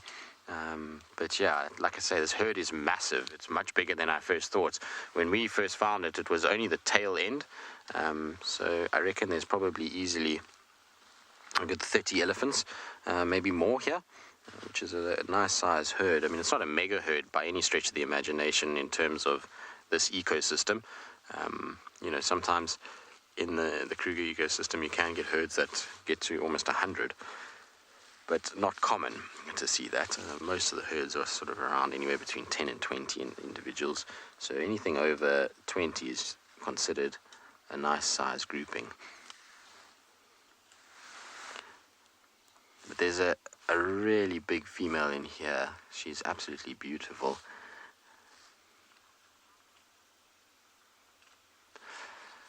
Lisa, no. Yes, I suppose in a sense that the lack of foliage does limit their food in that they don't have as much variety to be able to feed off. But in terms of actually finding nutrition and being able to survive, they do just fine in winter, and that's because elephants, one, are incredibly powerful, which means that they can push over and get to things that a lot of other animals can't. You'll often find with them that they'll even pick up old dead trees that have fallen over where there's this nutritious grass growing between it, and they'll kind of move it around and then get to that. And they are incredibly good at digging. So between their feet, their tusks, and their trunk, they're able to pull up roots out of the ground. And so even though a tree might lose its leaves and look as though it's fairly dead and dry, down below the soil where the roots are is where it's storing all its nutrients over the winter period until such time as the days get longer and it gets more sunshine and it's able to photosynthesize and produce better food and therefore leaves. And so that area still houses an incredible amount of nutrients. And so what they do is they just dig and they pull up roots, particularly for the bush willows, which is most of the trees that you're going to see in this little block that we're in. Oh, hello. They'll pull up those roots and then eat them. Or what they do is they go and turn to bark. And so they'll go to the bark of a tree and they'll push their tusk in and break that bark off. Now, the outer grey layer that you see, which is hard and obviously protects the tree, is not actually very nutritious at all. But just under that bark layer is something called cambium. Now, cambium is the red layer of a tree. So if you ever go to seen a tree that's been damaged in any way, you'll see that there's a red section between the wood and the bark. And that's the transport system. It's basically like the veins of our body. It's taking the nutrients from the roots to the leaves and back again. And so elephants will target that. And what they do is they then strip off big pieces of bark and they pull that cambium and then eat the cambium. And so they are able to find a lot of nutrition even in the depths of winter. And when we were in that serious drought at one point, these guys were still doing just fine because they were able to find food. I mean, they did lose a little bit of condition, but they certainly fared a lot better than most of the other herbivores that we had out here. So certainly much better than the hippos and buffalo, and even, you know, a lot of the antelope species like kudu and those kind of things. The ones that did well were the mixed feeders, which is obviously impalas and elephants. They are able to feed off leaves and grasses and all kinds of things, but the ellies in particular are the ones that find what they need. But nice to see a bit of sunshine. Crazy that we've just gone from rain to sunshine in about 5 minutes.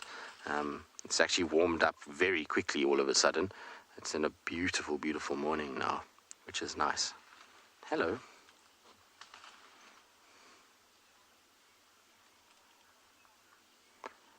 Absolutely wonderful. So nice to be in amongst ellies. Now, of course, I'm enjoying myself thoroughly by sitting here, and hopefully all of you at home are enjoying yourselves too. And so, if you would like to see this all continue and carry on as we venture forth in this year, please don't forget to support us. You can just follow the link that's going to appear on screen shortly, and you'll be able to support what we're doing, and hopefully, like I say, we'll be able to keep this going for a very, very long time to come. It's such an amazing thing to me. You know, obviously working with WildEarth over the course of the last 3.5 years, it becomes an everyday thing, but it's incredible to me that we can sit in the wilderness of Africa, and I mean, we've done it in Kenya and Tanzania and here and Botswana, and we can go to places like that and bring wildlife from all of those areas live to people sitting in their living rooms. It's astounding that there's this technology available, and it's a pretty cool thing to be able to do. Obviously for us it's work and it's kind of part and parcel of our everyday, but even when I was now away, it's an amazing thing just to be kind of at home and be able to connect with the wilderness, particularly in times that we're in now, and be able to learn and to interact while watching something to do with nature is a pretty cool thing. So Right, Ellies, you guys are getting a move on, which is good news. It means that they are heading towards Buffelshoek. I think with the sun coming out, it's going to drive them quicker towards the dam. I've seen some Ellies are far already in the distance. There's a big tall tree, and I just saw one kind of heading towards that tree. So this herd is stretching out, I would say probably now maybe about 400 meters, 500 meters from this back end of the herd to the front end, which is big.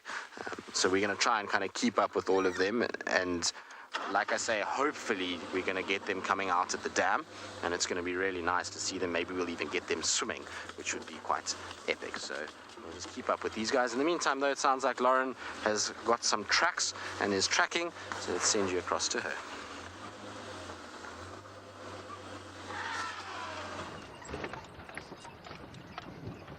I'm not tracking.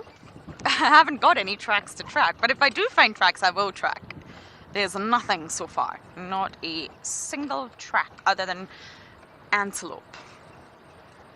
I'm afraid, so I'm not tracking, but I'd like to just build on what I was saying about the territories. So I think this has been mentioned by all of us recently, but I feel because we're in a real transition season, it's almost like autumn, if you like, but they don't really get autumn out here. Not proper autumn like we do in Europe and in the US. But because it's a transition period, we're almost at the end of it. I think we can almost officially say we're in the harsh heart of winter. And what I find from my time here is that when you're in a transition season, be it summer going into winter or winter going into summer, we don't find many animals. And I noticed that the last time as well, and I remember discussing with all of my colleagues. It seems to be that when you're changing seasons, or when the seasons are changing, the animals' movements are also changing. So it's almost as if they are in a transition period and their entire behavior changes, movements change, patterns change, and therefore things have got to get into a rhythm first. Now that's how I feel about what is happening. Oh, hello, magnificent bull. We are going to say hello to you. And that's what I feel is happening right now. We will start to see the predators again, be it lions and leopards, but it's almost as if they are also adjusting to the season as well. So this is completely normal. Is this okay? Wow, look at him. And their territories will change. So this map that I have produced, it will shift. They are fluid, they are dynamic, and the movements will change because we've now gone into a completely different season.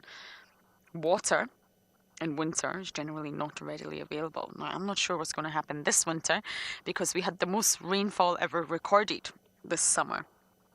So there might actually still be a lot of water around. I'm really not sure. It's going to be interesting. The vegetation changes. The grass dies. They have to alter their diet. Prey for predators. Prey will also sort of shift their movements, which means the predators have to shift around the prey. So I think going into winter, it'll be really interesting to just see exactly how the predators are moving. How's that, Davy? Magnificent kudu bull. Look at the length of his horns, those spirally horns. This is an old bull. And he's huge.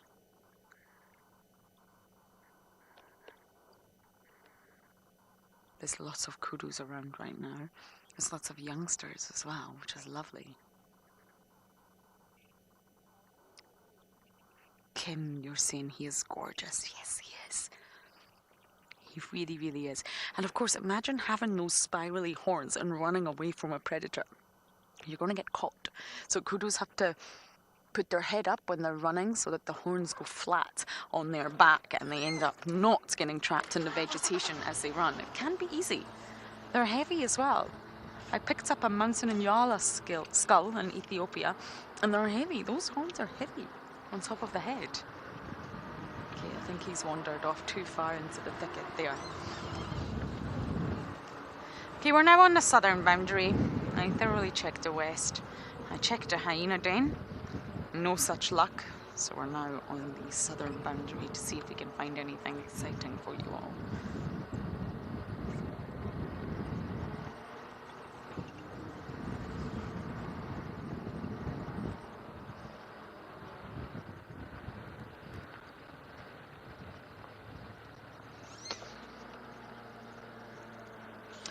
Anushka, you're asking how do the horns take shape? Hold on a second, Anushka. Have you got a track 30? Okay. He spotted something on his side. Anushka, I'm not entirely sure what you mean by that, but they grow outwards from the skull. So they're made from bone, and they're almost like a continuation, a protrusion of the skull. And of course, different antelopes have different shapes. And the kudu belong to a special group of antelopes, and they are commonly known as the spiral horns. Do you see anything, Davy? No? We thought we had some tracks there. So there's a special group, and they're grouped together because the horns spiral. Not all antelopes' horns spiral. So they protrude out from the head, made from bone, and then they're wrapped in layers and layers of keratin, which is a really, really strong material to protect the bone. And it's not just one layer, it's made up of lots and lots of layers wrapped together. So I'm not entirely sure what you mean. I hope that answers your question. If it doesn't, oh, hello, another one. Another antelope. This time, we have an Ngala. Hello, Ngala. Another magnificent bull, but definitely not as magnificent as the kudu. Ngala are not quite as big as the kudu, and their horns definitely do not get quite as large or as long. But they're still part of the spiral horned group. So that would include your Ngala, your kudu, your bushbuck. The horns start to twist and turn. And actually with a kudu, you can estimate the age. So they say that half a curve per year. So a full curve in a kudu would of course be 2 years. So you count the curves and the half curves, and you can estimate a kudu's age.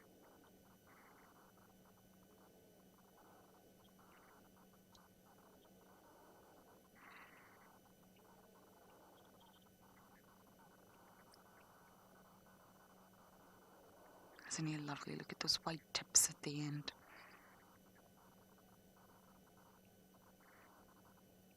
Kudus are far bigger than a Ngala. Really, really bigger. Different coats as well. Ngalas are known to have this long, shaggy coat, which is quite a hindrance out here. I mean, in winter, I think I would definitely love to have this long, shaggy coat, but you can imagine that in summer, it's quite a hindrance to have that. And they say it's all for sexual selection, to impress the ladies, like a lion's mane. Look at me. I maybe have a very, very long coat, but I can handle it. That means I am strong. I have the good genes. Choose me.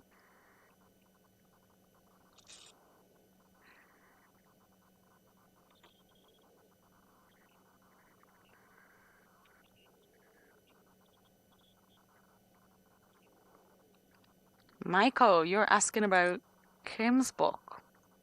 No, we don't get them in Djuma, I'm afraid. Which is a shame. I would love to see them around, but not here. I don't actually think you find them in the entire northern sector of the Sabi Sands. Let me see if I can bring up a photo so that I can show you what it looks like. This is not the best views of the Ngala either. Shall we roll forward, Davy? Since we're on a hill, we can roll. Yes, not even turn the engine on. Look at that.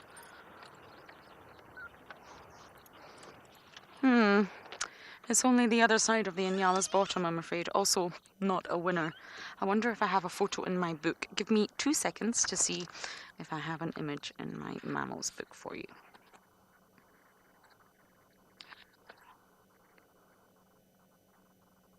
No, I don't believe I do, I'm afraid. It's not included in this book. It must be because we really don't get them in this area, in the low veld. Okay, there's another car coming at full speed towards me, everyone. I think they just noticed me, but I do have to pull over to let them past. So as I say hello, we're going to send you guys back across to Tristan to see what he's up to. Hi, how are you? Have you seen any animals? Oh, really? No negative. There was just impalas. I'm calling in the block between where those buffalo are and where these ellies are. Right. Sorry, guys. I was just on the radio there quickly, chatting to some guys about the buffalo and the ellies. And as you can see, we've come right round now, and the ellies are on their way through. And the dam is really close, so I'm excited about this. I'm thinking we're going to hopefully get these guys at the waterhole and hopefully even maybe swimming, which would be quite nice. It's gotten really warm all of a sudden. That sun has got a bit of a bite to it, which is good news. And so hopefully that will drive these guys to go and have a little bit of a swim. You can see how quickly they're moving now compared to earlier when it was kind of overcast and a bit rainy. They were very sort of sedate. They were sitting and feeding and not moving too quickly. But now they're going quite fast and seem like they're heading straight towards the dam. I can see tracks for a number of other elephants that have already been here. So I'm hoping that some of them have already made it to the dam. Most of the herd is still coming through this block and on their way towards the waterhole. But there are some that are close by, and so we should at least get a few of them there. The buffalo sound like they're to our northern side, but I'm hoping they come down too. Wouldn't it be nice if we had buffalo and elephants at the dam at the same time? That'd be very cool. Watch all of them have a bit of an interaction. These ellies are on top of our vehicle tracks, BK. So, already around this area. Now Lauren's calling me as well. Go ahead, Lauren.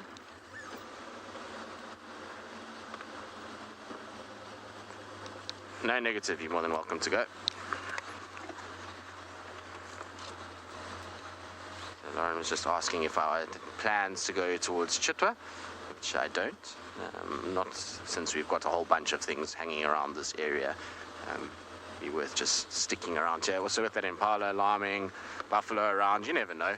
Maybe something's lurking in this section, so we'll just be patient and see. I have a good feeling that we're going to find something good here. We're going to get one of those crazy sightings. Sometimes Djuma can be quiet for a few days, and then all of a sudden you'll just get a madness sighting at Djuma. It's weird how it happens, where you'll get like either multiple leopards together, or you'll get an interaction between predators, or you'll get ellies. There we go. They're already, some of them, they were here. Yay. Are they swimming? No, they're all lined up along the bank. BK, you know what we're going to do? It's a pity that it's so full, because where they're drinking is going to be very difficult to actually access. So I'm going to have to probably go on the dam wall, which is going to make the light very poor. Hello. Yes, I don't want to disturb you. The rest of the herd is all on my right-hand side behind the bushes. I was going to go right onto the dam wall and then be able to see them from there, but this particular ellie is going to be stopping that process. And like I say, this is just a small portion of this herd, which is crazy that there's so many around here. Hopefully they all arrive together. It would be interesting to count how many there are, because, I mean, we must have seen, how many do you reckon are behind us, BK? Maybe 30? And there's already, on my right-hand side, looks like at least another 10 or 12 of them. So I mean, it's possible that there's over 40 elephants in this area, which is really, really cool. It's amazing how pretty it is when sun comes out compared to what it was earlier. It was grey and overcast and dreary, and now with a bit of sunshine, it's changed. You've got this kind of blue, beautiful blue sky and reflection in the water, and even the greens are starting to come out a bit. It's nice. I like it when the sun is out like this.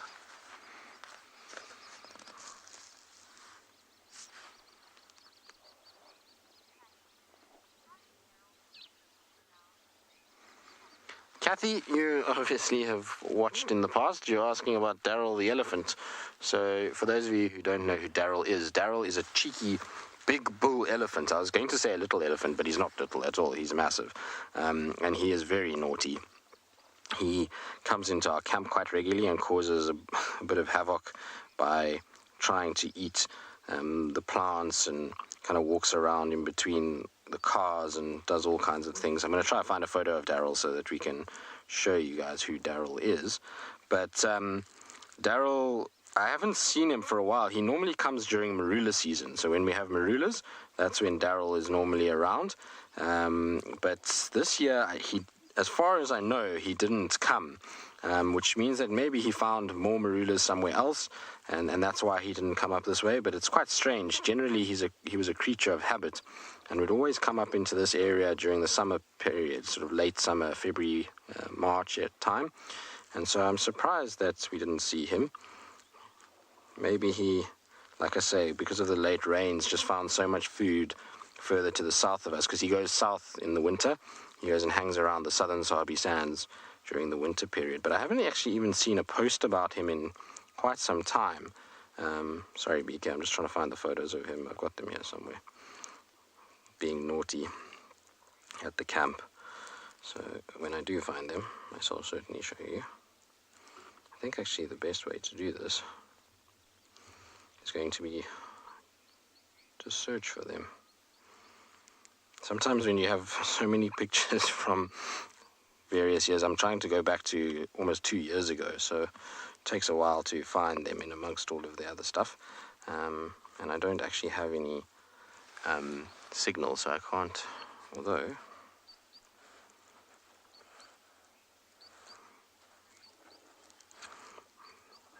it is a beautiful, beautiful sight of these Ellies drinking. And like I say, I was hoping the rest of the herd would come along and this one would go back to the herd so I could just get round so we could show you.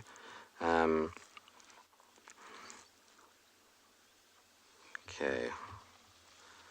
Here we go. I found them. BK. Alright. Sorry if the screen is a little bit bright because of the reflection of the sun, the angle that we're at. But this is Daryl outside of FC trying to get to the plants. So he just puts his head over the top of the fence and just eats the plants from there. So he's quite naughty. This is him dwarfing a car. So for those of you who wanted to know how big he is, there's a nice size comparison of just how big this elephant can be, or how big this particular elephant is and how big these males do get. There he is again, standing over my car, which was a bit nerve-wracking. I was hoping he wasn't going to sit on it, because sometimes they try and ease an itch or something like that. And that's him just coming to say hello at the window. But he's a very easy animal to identify. I'm just trying to see if this particular photo shows it. No, unfortunately the window's in the way. But he's got a bell-shaped hole. Oh, there it is. There's a bell-shaped hole in his left ear that makes him really, really, really easy to identify. And so he was naughty. He actually broke this particular window just after this photo was taken. He came up and he was so interested in investigating what was going on that he ended up tapping it with his tusks. He wasn't trying to be naughty. He was just trying to investigate, and his tusk tipped the window and broke the whole glass area. All right, here's everybody. Hello guys, you're all starting to arrive now. Just going to go around and give you guys a bit of space so that I can also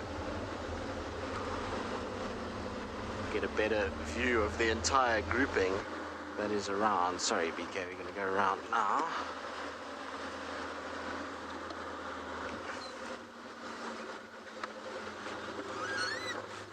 There we go. Look at that. So you can see they stretching all over the place at this stage, as they try and kind of find a spot to drink, and they're slowly edging in towards the water. What's also interesting is it sounds like the guys have just found some lions at Sydney's Dam, which I'm intrigued to know who that is, because it could be Inkahumas or it could be the Talamatis. It'll be interesting to find out. I wonder if there's a view from the boundary. Maybe Lauren's in the area, although she said she's at Chitwa. We might head that way just now, see if we can see who they are. But isn't this beautiful?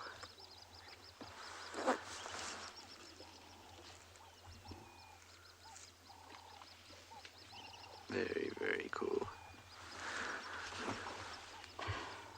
I suspect we're going to see a whole bunch more starting to arrive. Like every time I turn around, I can see another one kind of coming through the bushes. There's a particular female that I haven't seen arrive yet. She was kind of midway in the group, but I wanted to show her to you because she's beautiful. She's got these long tusks and is big and kind of bulky and just an incredible specimen for a female. She's certainly rivals the magnitude of even a Darryl.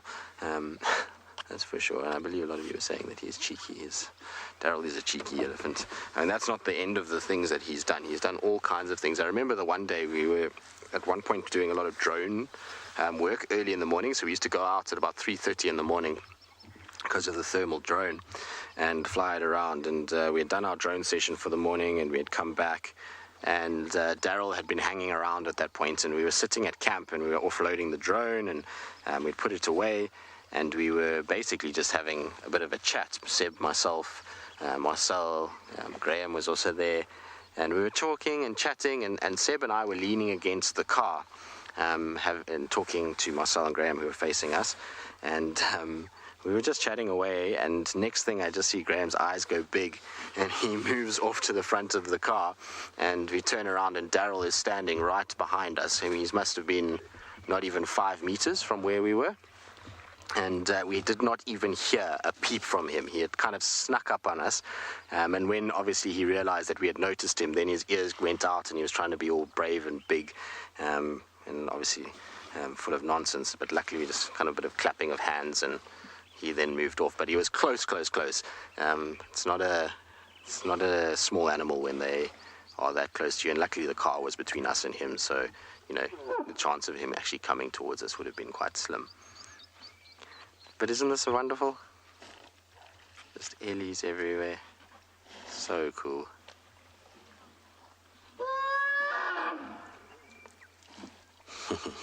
The young one that's complaining. About getting milk. All right, well, we're going to sit here, see if more ellies come down. We might go and see if we can investigate those lions, if there's a view from the boundary. And while we think about what we're going to do next, let's send you across to Lauren, who I think has arrived at Chitwa.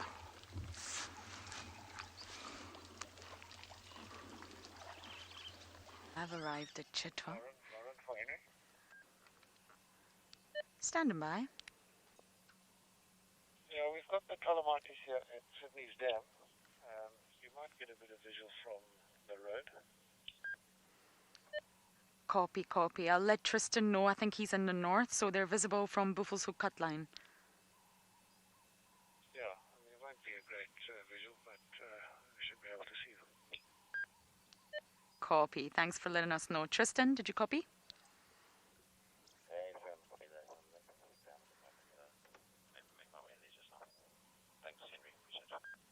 Okay, I'm sure you all heard that, just in case you didn't. The Talamatis have got something. They're on a kill. It's Sydney's Dam. And Sydney's Dam is a very northwest corner of... Well, it's actually not on our reserve. It's on Buffalo's Hook. And we can get a view of it. So Tristan's in the north, so he'll head that way. And hopefully we can see them. The old Talamati pride.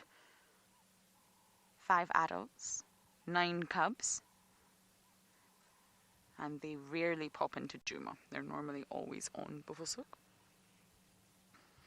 So hopefully Tristan can navigate his way there. We don't really get the best of signals at Sydney's Dam. Bless you, Davy. It's normally me who sneezes. Should we try and get a little bit of a closer view? The waterbuck are nervous. Now we heard that there was lion tracks crossing into Chitwa, or crossing the Momanini, so we've came down to check it out. Could be the Torchwood Pride, could be the Inca Homiles. It's very beautiful down here. Oh, so we have a hippo coming to investigate the waterbuck.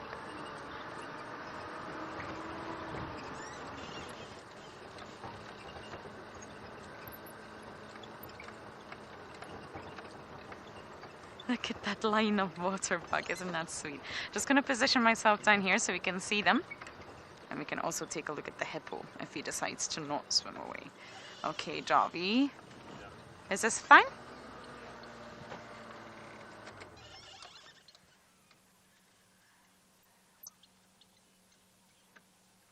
The females are nervous because they know, they're aware that standing up on the wall like that can leave them very exposed. Dogs could come, predators could be watching them. 2 big males one at the back here as well. And I think the rest are females. Oh no, 3 males. Sorry, I just got my binos out. And youngsters. 4 females, 2 youngsters, and 3 large males.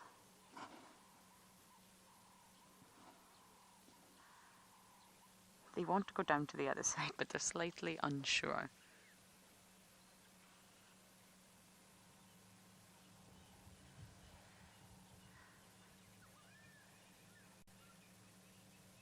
They're waiting on one going first. Who's going to go first? A little squirrel there.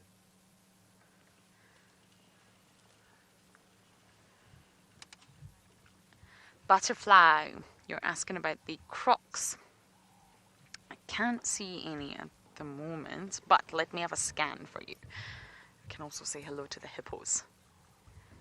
I imagine if I was a crocodile, it would be time to bask in the sun to try and get some warmth and energy for your day ahead.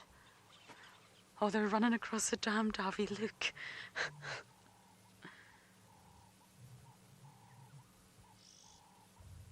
That's really sweet. I don't quite know what they're running from because the others are not running. It could be that male. But just Butterfly, I don't see any crocs, but I will look for you. I absolutely love crocodiles.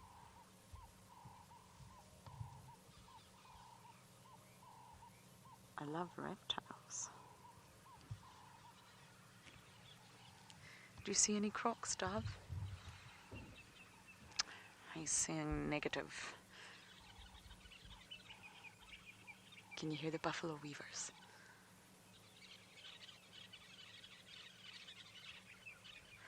Okay, I'm just going to check around Chitwa just a little bit in case we're missing anything. But for now, we are going to send you across to Rowan and the Birmingham Pride.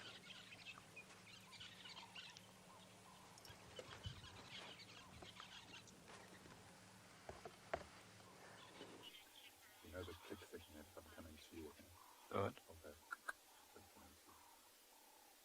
Okay. Okay, so not too much has changed here at all. Lions are still very sleepy. Some of the lionesses in the back might get up in a bit and they'll actually move more towards the shade. But yeah, for now, very, very sleepy. And so again, they're going to spend the entire day just here. So what we did is we went further west and we went to see what if we could. Oh, she's up. There we go. Just going to spend a bit of time in the sun. Oh, sorry. Probably just move towards the shade. It's one of the big lionesses. Very muscular animal, isn't it? See, she still has a bit of blood on her face and shoulders as well. There we go, just shady spot. A bit of a groan as she went down there. But yeah, so we went further west and to see if we can find any tracks of the males. And what it looked like tracks of the young male. So he's probably following the pride. And I wouldn't be too surprised if it was him roaring from further west of us, trying to find the rest of the pride. Of course, you're not going to find the lionesses answering because now they've got new cubs to look out for, to feed.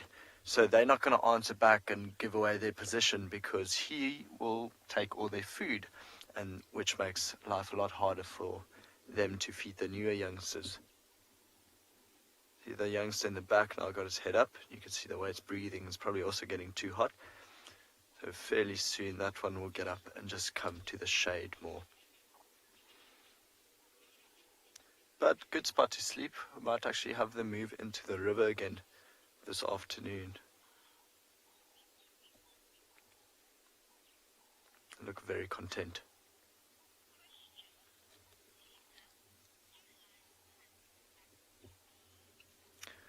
So Lisa's asked if lions hunt jackal. Lisa, lions will, right, there we go, it's up, big stretch and shade.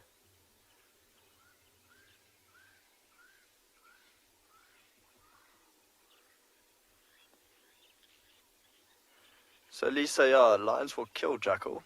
I think in terms of hunting, I wouldn't really call it that they'll go out of their way to hunt jackal, but if a jackal had to come too close, they'll kill it. Same thing with hyenas. You know, I wouldn't exactly say it's on their,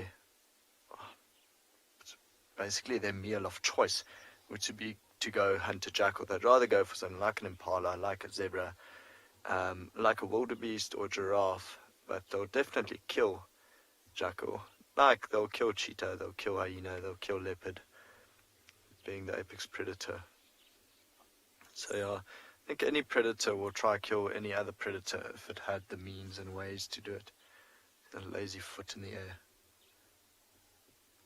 Because they're trying to lie on their backs to cool themselves down. Everyone's falling fast asleep now. He's actually biting a stick, probably just poking him in the eye, and just bit it off.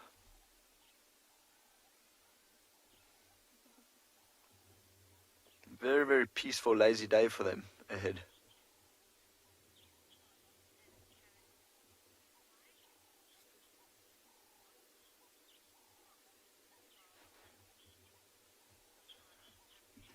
Charlie and Carolyn, why do meat eaters not need to eat plants the way we do? I think they just have a very different digestive system than we do. So you often find them eating grass just to sort out or settle their stomach. But I think a protein diet for them is it's basically all they need. So I mean, their digestive system would just work completely different to ours. You know, you'll find lions eating meat that's got maggots on it and flies, and it's been very odd. See the hornbill now inspecting if there's anything left for him. But yeah, no, with them, very strong stomachs, whereas we can't eat meat that's 2 days old with maggots on it, with flies on it. So it's just very, very different way of digesting food. No need for broccoli for these guys. Lucky lions. Huh? Kale. Owen agrees. No need for veggies. But I think what we're going to do is let them snooze. Let them snooze it out. We'll probably come past you again later this afternoon. But we'll let them snooze for now. Alec, we call them the Birmingham Pride because the natal pride was actually born in Birmingham property. So Birmingham, the property is it's basically on our southwestern boundary. So because the pride comes from Birmingham, we just call them the Birmingham Pride. So individually, these lions do not have their own names. They are just known collectively as the Birmingham Pride. I know, not very African, but of course, when South Africa was colonized back in the day, they didn't really know African words. So we've got a lot of places here called Poole, Birmingham, Sandringham, lots of European or English. So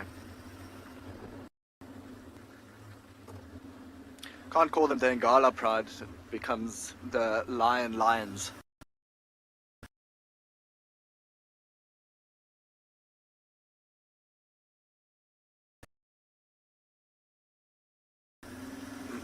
The Lion Pride.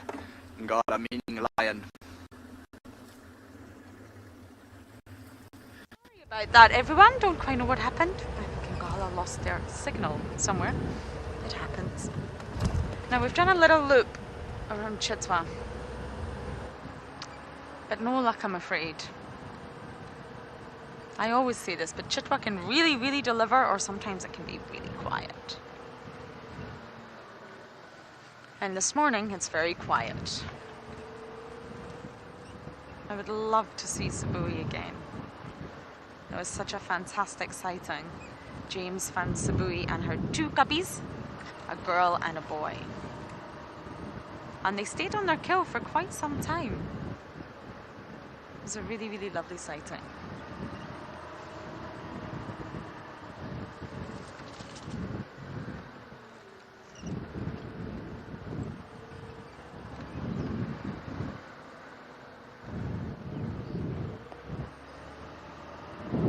think we're going to head out of Chitwan now and on to the eastern boundary. Why not? We've done all the other boundaries. Tristan's in the north, so let's do the east. I really hope Tristan can get views of the Talamatis for you. It may be tricky, but I'm sure he can do it. We're not allowed to go into other properties, but we are allowed to film if we can see it from the boundaries.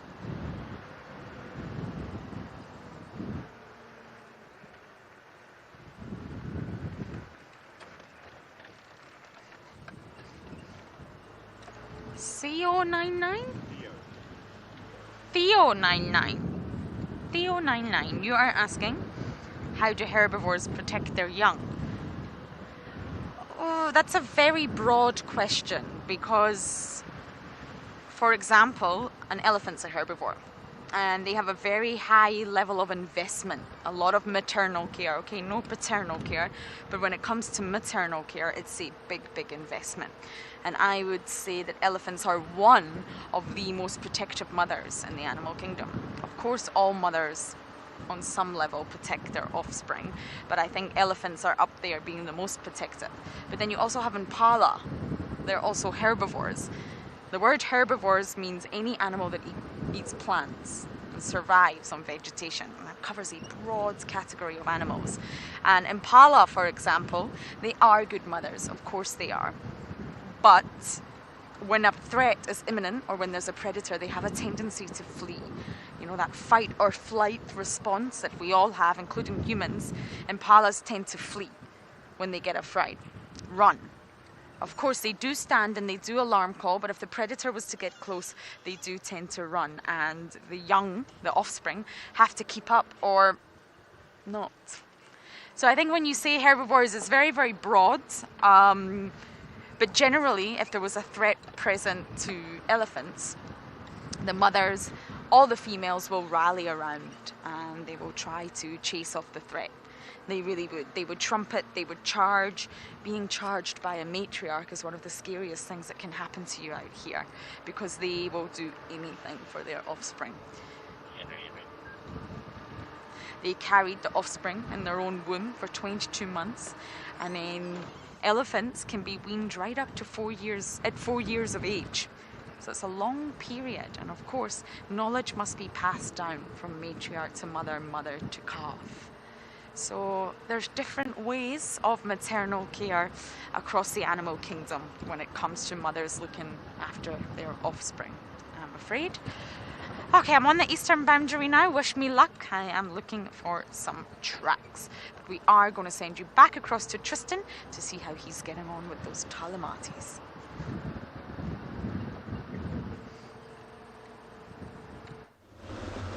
I wish you luck, Lauren. Hopefully you find those two little balls with their mother walking down Cheetah Cut line. It's not something small to wish for, but you've got to aim high if you want to be successful. So there we go. Right, we're going to be almost with these lions now. We're going to see if we can get any sort of view of them. You guys might see a bit of a break-up in the signal, which won't be too bad, so I apologize if it gets a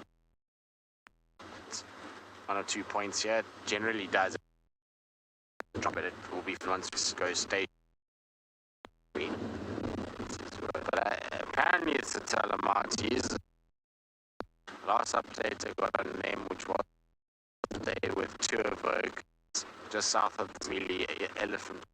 So that's quite far to the west.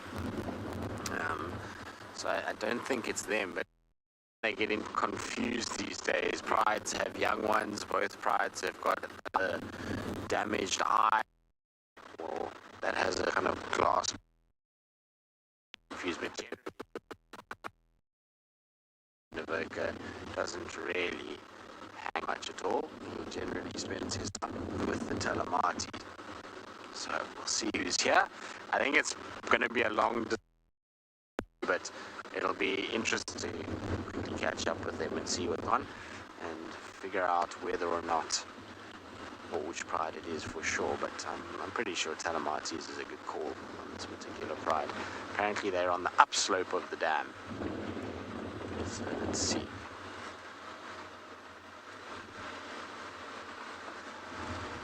Ooh, far, far, far. is the answer to this. You can just see them, they're just starting to get up and move now because it's obviously getting warm, and so they're starting to move into the shade, but they're way away from us, and IDing which pride this would be quite tricky. To the right, BK, and there we go. They all are lying underneath various bushes. You can see even there's a bit of a heat haze already that's developing, and so what you're going to find is they're going to get up, shade, and then lie back down. The thing is, though, is that even though they're far now, you never know. There could very well be a possibility that this evening they get up and they walk a little bit closer. While there is a dam where they can drink, there's actually a little water point that's probably what they would prefer, and that's much closer to the boundary, so maybe this evening they'll move a little bit closer. But if you go to the right, BK, you'll see the male lying under a tree. He's got his head up, I think, at the moment. There's a couple females there. I think the male's a little bit to the right there, he is there. So I'm pretty sure it's the dark mane individuals.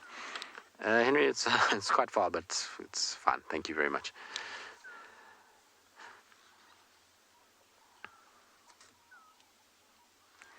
No, you're perfectly fine there, thank you. So, the guys are being very considerate. They're asking if they're in the way for us, and they'll move if they are, but they're absolutely fine where they are. We can kind of get a feel for most of these guys, kind of to the right.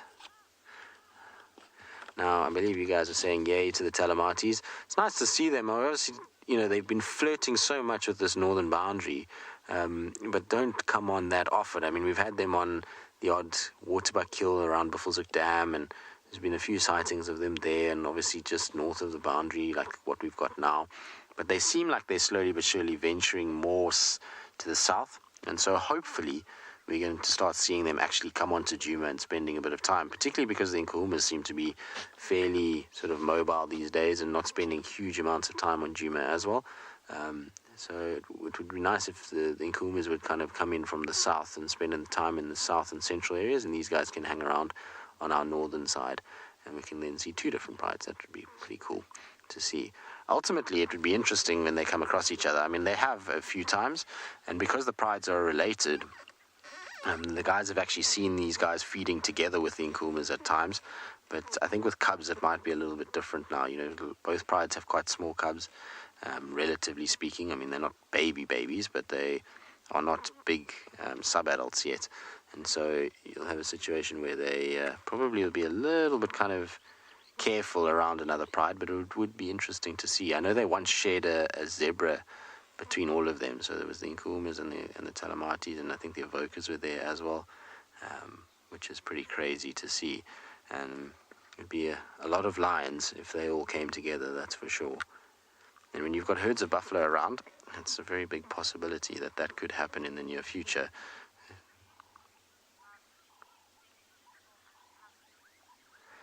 Jules, you say you think you saw a cub head pop up there? It's very possible. Just to the right of the male, there seems to be a young one there. And there seems to be a few little heads popping up here and there. But like I say, you can see what they're doing. They've slowly kind of found themselves some shady spots to lie in. And that's where they'll try and kind of spend the day. I don't think these guys are going to go too far today.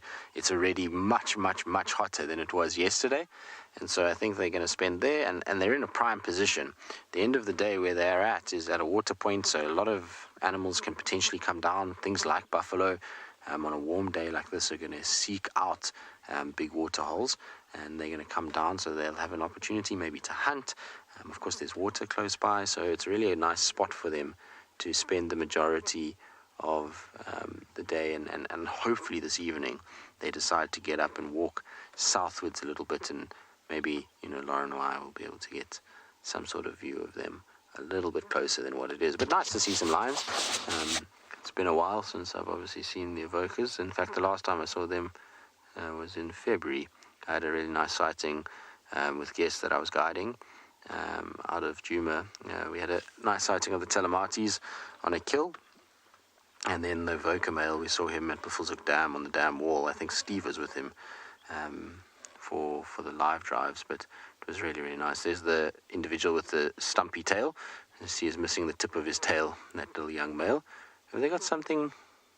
What's that one carrying? That one's carrying horns, but that looks like a very old set of horns that one is carrying. Typical cubs. Now, is our male going to get up and move? Let's see. I think he's in the pound seat, so I don't think he's going to go anywhere for now.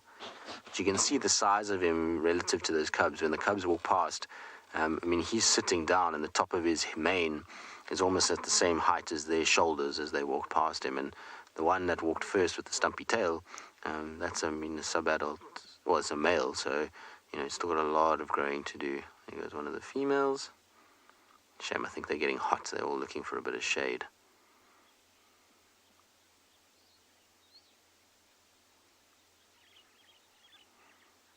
Lots and lots of lions this morning, which is a good thing between the Birminghams and these guys. And it's crazy to think that this male lion comes from that area. He's not from the Birmingham Pride, obviously. We had the Birmingham males before these guys, but he comes from the Evokers, which is up in the same, well, similar section. It's almost the Pride that borders the Birmingham Pride to the west. Now, I believe one of the females actually got injured 2 days ago. She apparently got a very nasty cut on her when they hunted a young kudu quite far north of where we are now. And apparently during the chase, and then when they brought the kudu down, she managed to injure herself somehow. So maybe a stump, or maybe the kudu, if it was a young male, could have had horns that might have gashed her. These things do happen, unfortunately. And so I suspect maybe that's what kind of happened to them. But they looked as though they're fairly hungry, so I wonder if maybe they'll be on the hunt tonight. And the other unfortunate thing is it looks like they're heading now more north, which is not really what we wanted.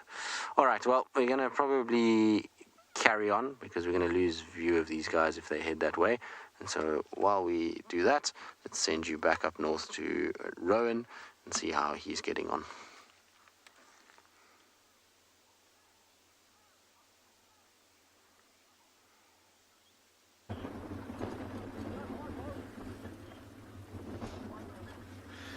Righty, so we are just exploring now.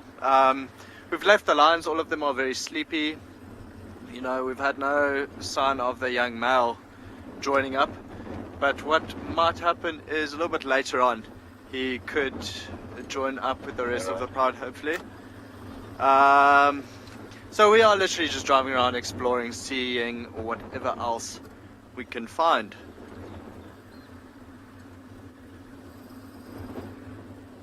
It's still rather chilly. Sun's out, still a bit of cloud cover, slight little breeze coming up now, but not too terrible.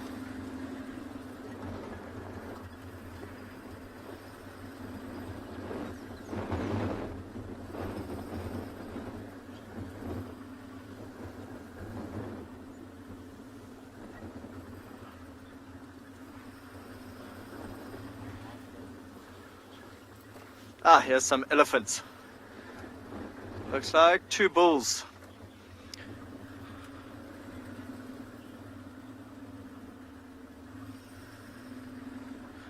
Murunu's asked a question asking if animals get scared or disturbed by the cars. It's actually a lovely elephant bull. Oh, and I'm going to go a little bit past so we're not looking straight into the sun. So Murunu, majority of the animals you see are actually very habituated. You can see the second elephant bull right behind him, also coming this way. So you could see now when we parked, I mean, he didn't even flinch an eyelid. Didn't even look in our direction, just continued feeding. So, of course, these animals are very habituated to the vehicles. And you would see the same thing with the lions, with the young lioness and her cubs. They're all just very used to the sound of the vehicle. And there's certain things we'll do. You know, we're never going to drive up to this elephant into its comfort zone, revving the engine, and, you know, trying to get a reaction from him. So, which is why there's that mutual respect there. But I think if you had to start doing things like that, then yes, they would get scared of the vehicle.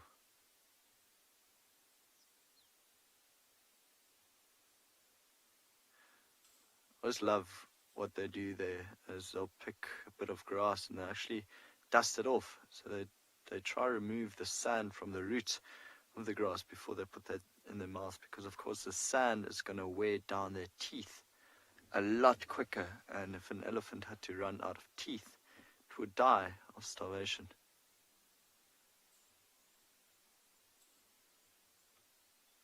A nice sound to listen to as well. See, every now and then you'll find the elephant flaps its ears just to cool down, but not really too much, which tells you it's not too hot yet, even though it's standing in broad sunlight. It's just not too hot just yet.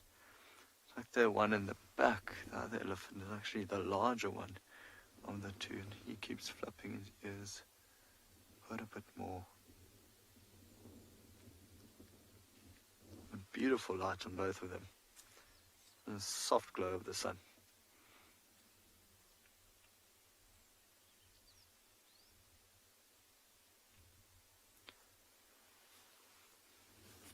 See quite deep indentations in the temples.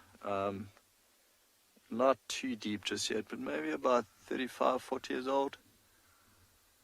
Not the biggest set of tusks either, but very large animal. I think if he had to come closer, he would definitely tower over us.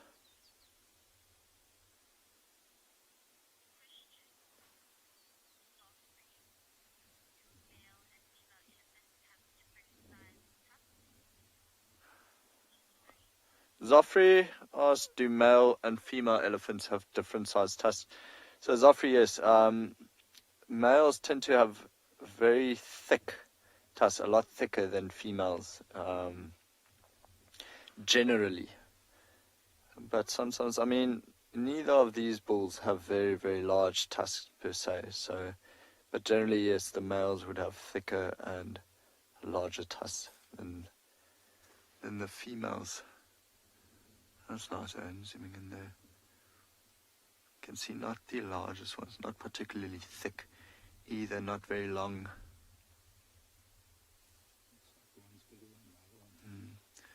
Owen says it looks like the one is bigger than the other one. And I think it looks like the one on the right, one closest to us, it's actually broken off.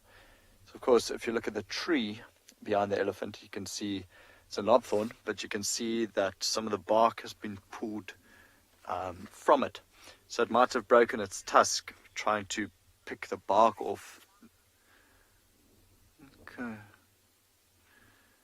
Right, so we are gonna leave them fairly soon, let them feed, have their breakfast, but for now we'll send you to Lauren. She found a mongoose.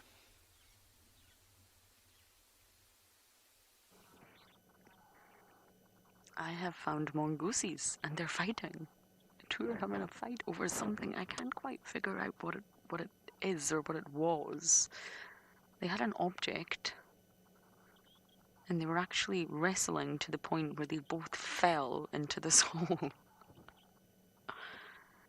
Of course, these are dwarf mongoose, smallest carnivore in the Rove Belt. And they're probably most likely just waking up. They're very lazy. They're like me. They like their sleep. Takes them a while to wake up. Sometimes when you see them, when they first pop out their mound, they've got their bed head and pillow face. And sometimes the hornbills, the yellow-billed hornbills, will actually wake them up. They have quite a friendship out here. And the hornbills will say, no, these guys are far too lazy. It's time to wake them up. And they'll come to the termite mound and quite literally call to wake these little ones up. Is that one stretching? Are you doing some yoga?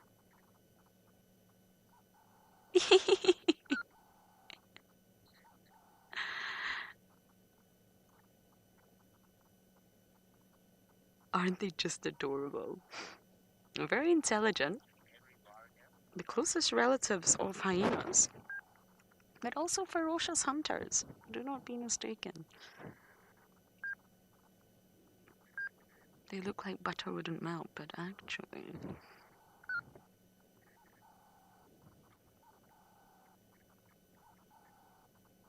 With dwarf mongoose, sometimes you just have to wait. You have to be really, really patient. They get a little bit of a fright when you first arrive, but then once you turn off the engine and just stay relatively still, you can put on quite a performance.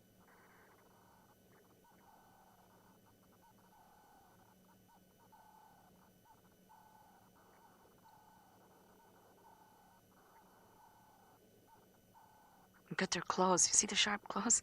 Look at this one stretching. I don't know why that's funny, but it is.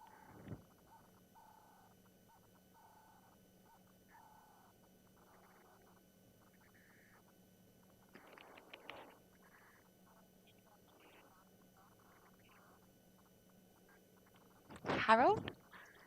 Carol. Sorry, Carol. You're saying they're doing a downward dog, yes. And we all should. Every time I see animals stretch, especially in the cow and cat position, I always think, humans should do that every time we wake up. I mean, some of us stretch, but I'm not sure we really, really stretch the spine the way we should. I definitely don't, but I know that we should. I think we need to listen and pay attention to animals a lot more than we do.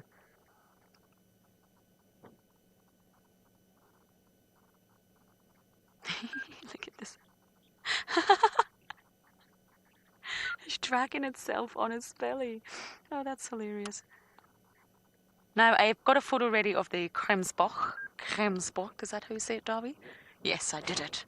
I will show you that when you come back, but for now, I believe that Tristan has a bird of prey.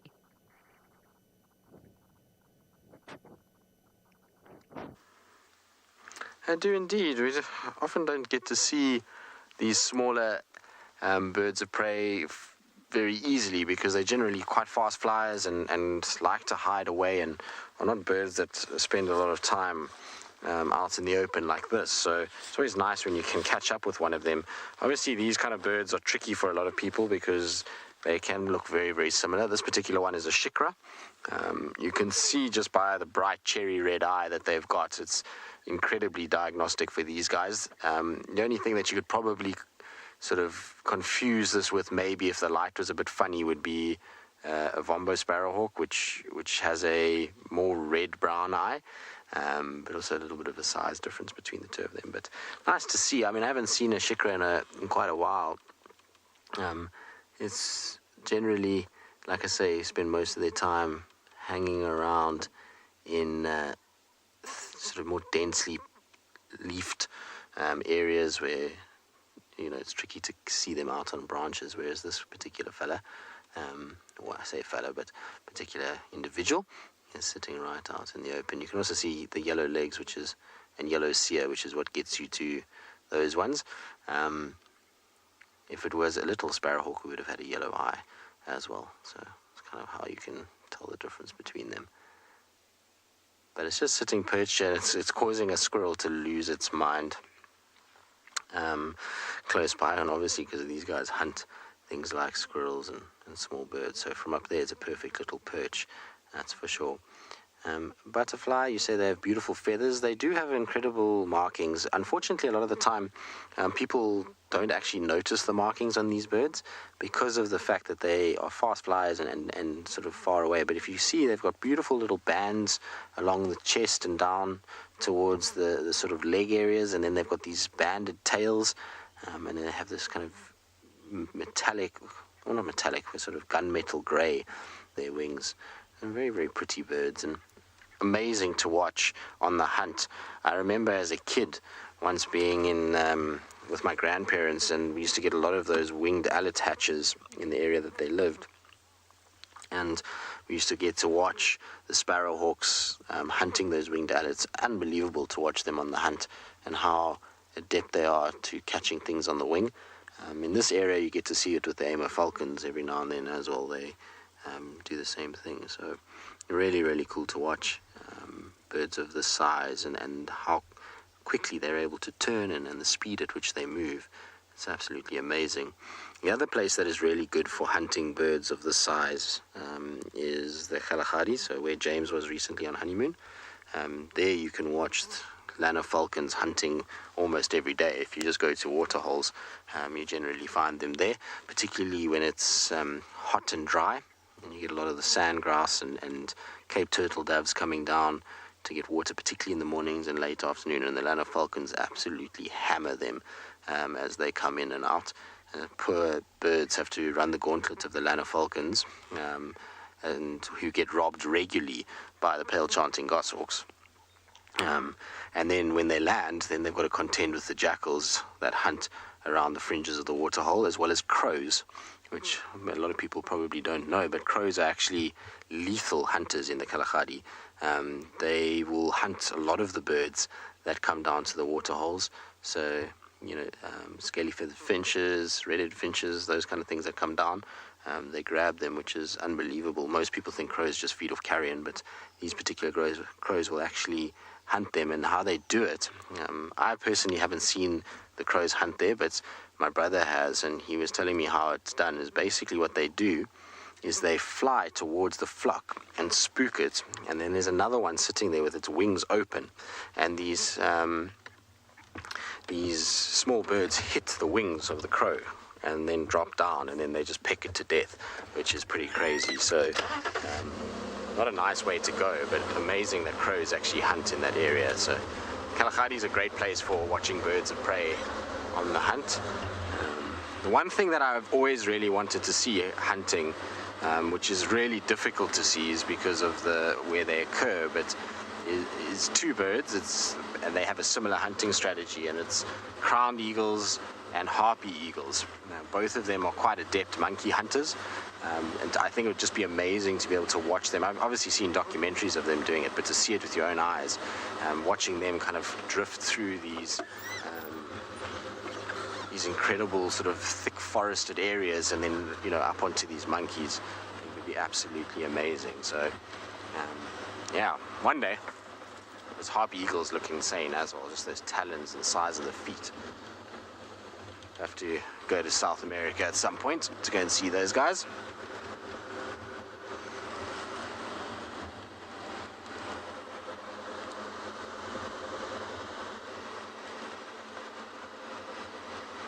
Right, I'm not sure where else I'm going to go from here.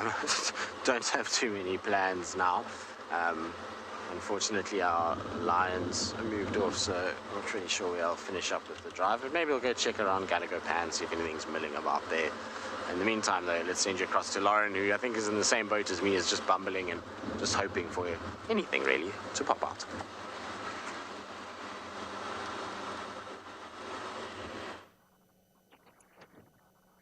I'm in the same... I didn't quite get that. Sorry, Londeka. We are looking at a squirrel. Highly entertaining.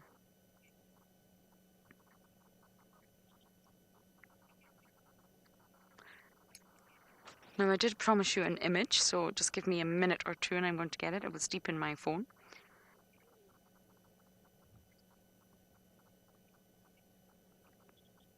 Just in case. I'm sure many of you have seen a Gemsbok before, but just in case you haven't, they're also called, I think that's the Afrikaans name, is that right, Dobby? They're also called oryx, so you may know them as the oryx, and this is what they look like. They're magnificent, and I think they're really only native to the Kalahari. Screen's a bit dirty. Screen's a bit dirty. Would you like me to clean it? Yes. Okay. Dobby's telling me off and telling me to clean my phone. I'm not very good at maintaining my phone. Oh, thank you. He's given me a cloth. Been so lovely today, Dobby. I think it needs an industrial cleaner. It's still dirty. But there you have it. Just a quick look. Magnificent beasts, and I'm sure they're native to the Kalahari area of South Africa. And I think, I could be wrong, I need to do more research, but I'm pretty sure there's a subspecies. Now, when you say subspecies, it's the same species, but it's the next breakdown of classification, and it's done by geographical location. So species that are separated by geographical location can actually evolve different adaptations, and therefore it makes them slightly different because they're living in a different area with possibly a different terrain, different prey, different climate. So we then call that the subspecies. So it'll have the same Latin name as the species, but there'll be a third Latin word, and that means it's a subspecies. And I'm sure there's a subspecies of the oryx in East Africa somewhere, so the likes of Kenya, Tanzania, but I will need to check that out. I have actually seen the oryx because there's a sort of little reserve on the roads as you drive from Johannesburg to Hoedspruit, and as you stop off there for a Nando's and petrol, you can see them. They're magnificent animals. Okay, I'm going to head into the Mulwati, see what I can find there for you all, and we're going to send you back across to Tristan.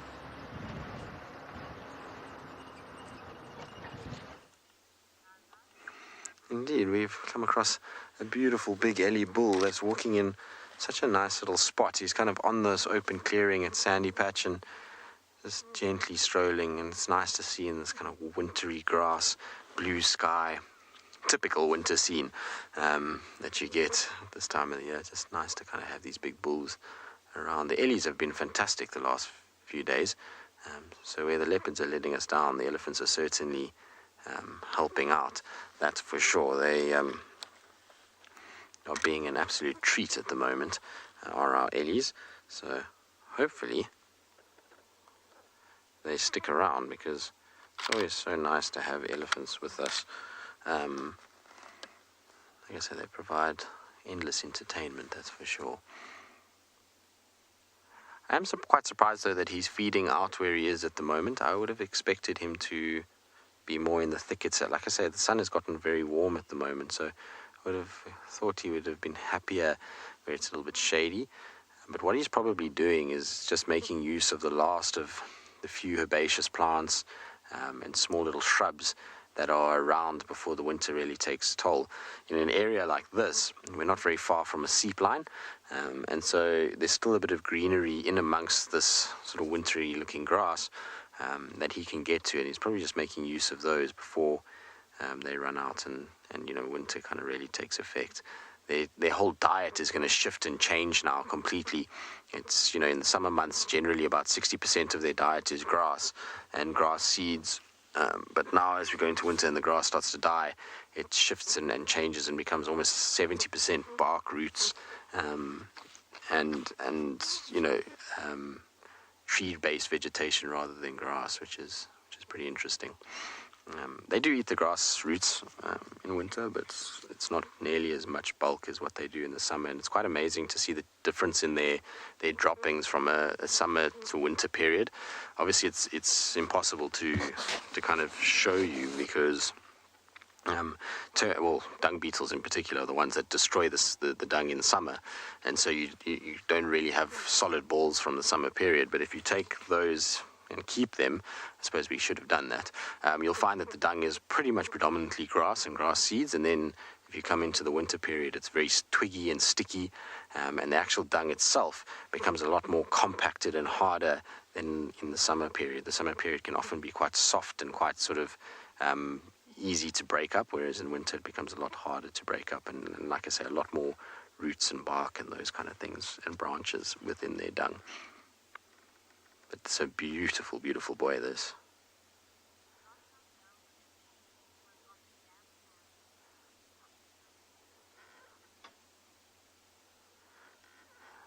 Now, we're referring to Daryl earlier, and Dirk is telling me that apparently the last time we saw him was on the 29th of January on the dam cam of 2019, so he didn't come this year. But is that the last sighting we had of him? Are we sure about that? Because I know he appeared on the dam cam and then he hung around camp for a while, and we saw him milling about in quarantine. So I'm pretty sure he was here in February of 2019. I might be wrong, but interesting. Like I say, I might be wrong, but I thought he stayed. And Dick is saying maybe I saw Daryl's twin.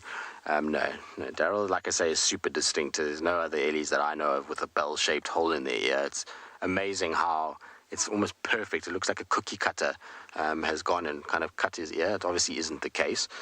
It's just a natural injury, but it's amazing how perfect it kind of resembles that. And the one who used to love Daryl the most was Taylor, who some of you have met, obviously, when she was at Karongwe. She loved Daryl, and that's because she used to work at a lodge called Sabi Sand down in the south. and Daryl spends most of his time down there, and he walks around at that lodge, and the particular lodge is called Earth Lodge, and it's actually built into the ground. That's why it's called Earth Lodge. And so he used to walk around on the tops of the roofs and kind of mill about there. So there's all these photos of him standing on top of the roofs of rooms, which is pretty crazy. Oh, hello, boy. You look like an absolute gentle giant. Amazing how much bigger they are than the females, though. It's unbelievable.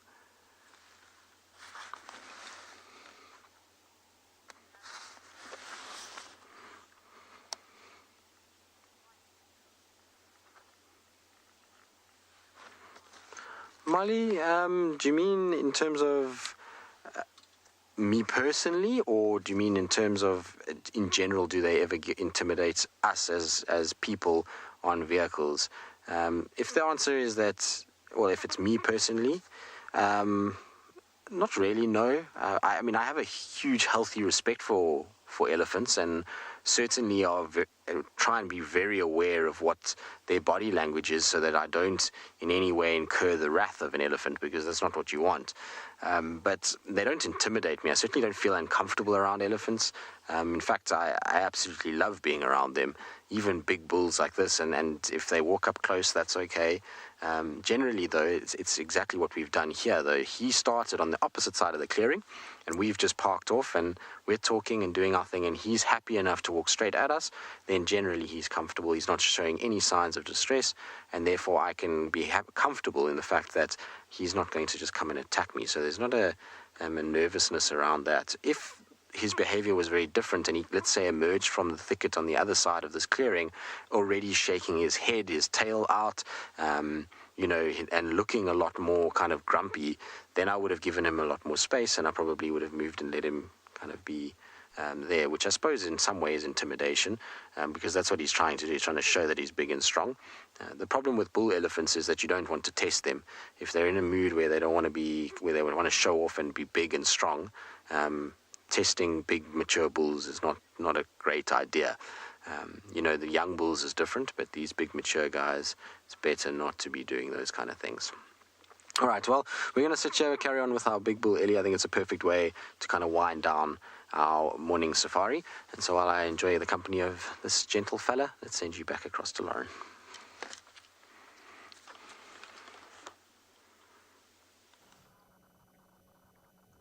We are listening to not so gentle fellas. We've got about 7 impala rams, or maybe 8 actually, that have been going bananas. There's no other word to describe it other than bananas. The vocalizations were absolutely incredible. They seem to have calmed down. But if you rams think that you're not attracting the attention of predators, you're wrong. This is exactly what the predators listen out for during rutting season. This one's paying attention to me. You are. You're being too noisy.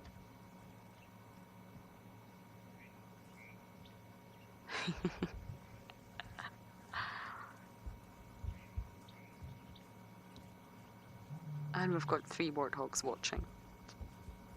A little audience enjoying the spectacle that the impala are showing.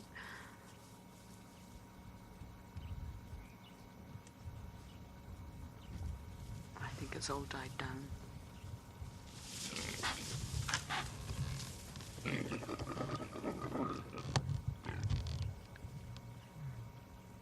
Yes, that was him. Greta, you're saying there's leopard food everywhere. Yes, you are right. You're completely right. And they will be listening. Leopards will be listening for this sound and know that there's a lot of crazy males that are not completely paying attention to what's going on around them.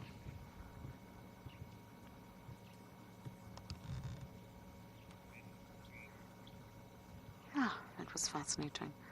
I'm going to head to quarantine as we're winding down the drive, but we're going to send you back to Tristan with an elephant.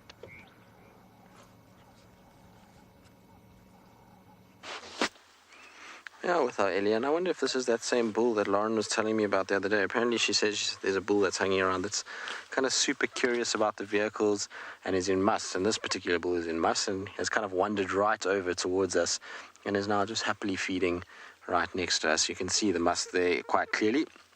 That dribbling that's taking place, that's kind of green and gross. We can also smell him, obviously, because of it. It's a thing that happens to bull elephants, and a lot of people are very, very nervous of bull elephants when they're in this condition, and I mean, there is an element of them being a little bit different when they're like this. They certainly try and prove themselves a little bit, but oh, hello, big boy. There is nothing better than being in the company of a big bull Ellie. Are you coming to say hello? That's cool with all the dust.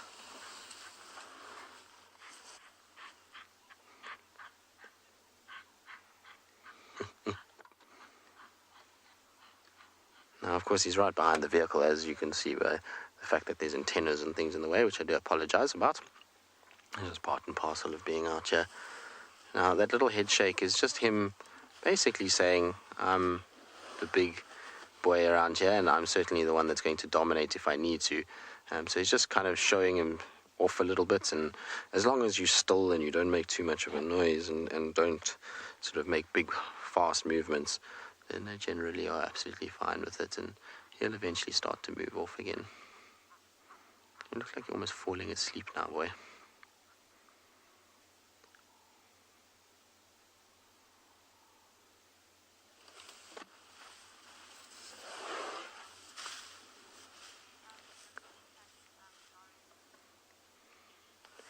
Now, I believe you guys are saying that's not the same Ellie as Lauren had. I was equally curious, this fella. What are you doing? Are you just trying to show off now how strong you are that you can push down this tree? Funny Ellie. BK, let's go around so we can just be in a little bit of a better spot. I find sometimes these musk bulls are like this. They just like to come and see, because there's another big object close by. So they like to come and see, what is this big object? Is it something I need to worry about? And is it something that potentially is dangerous? And if not, well, then I don't really care too much, and we'll carry on with their day. So it's almost like just a sort of testing thing that they do in order to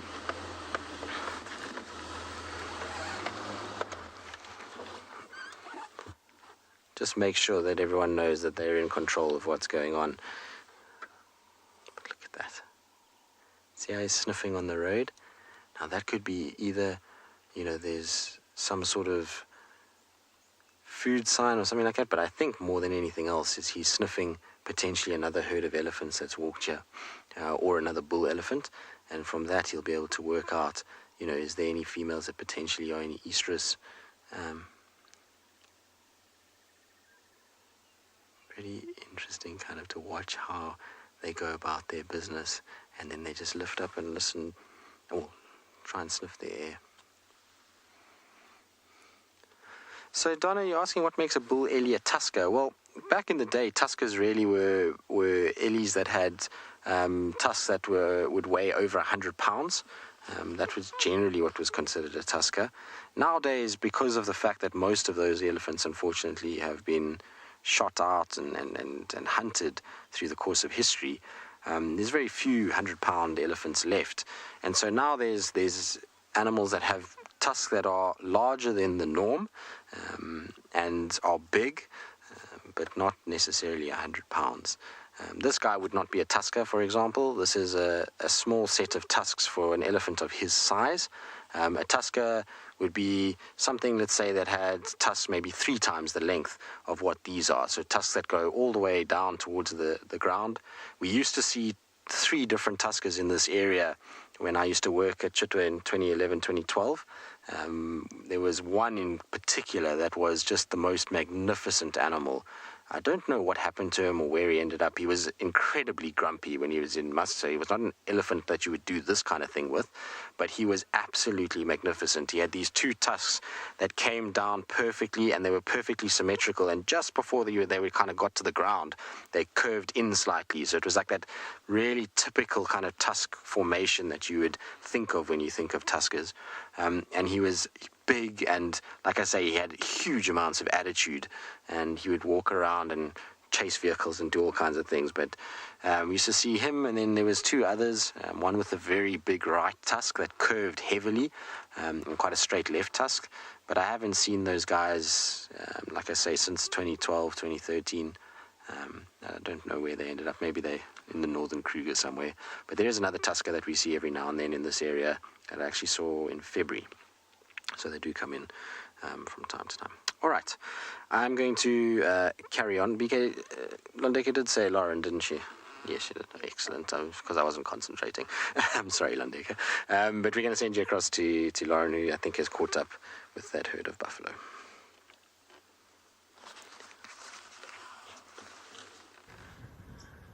We've got beef, everybody. We've got beef having beef. Look at these two. Need some headbutting. They clearly have beef with one another. We've got youngsters, we've got bulls, and we've got cows. A completely mixed herd. This is the first time I have seen buffalo in a long time. And they're here on Djuma, just off quarantine on Philemon's Dip. Quite a large herd. Davi says medium, I say large. Depends who you believe. We argued that for a good few minutes.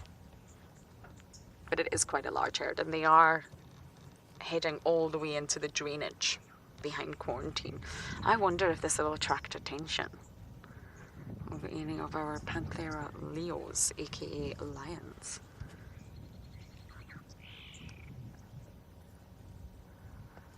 The Talamatis are really not too far away, and the Nkuhumas, the last I heard, were in Simbambili, which is also not too far away.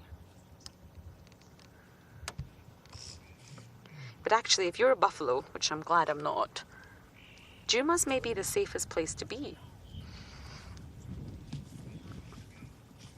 Linda, I can only hope so. Surely with the buffalo, we will have lions soon. Which is exactly what I was trying to say there, that Djuma's quite safe at the minute because the Nkuhumas are really not spending too much time here. The Talamatis really only dip their toes in the north, and the Torchwood Pride don't come on to Djuma either. So we're pretty much central Djuma right now, and it's probably the safest place to be if you're a buffalo. You hear that, guys?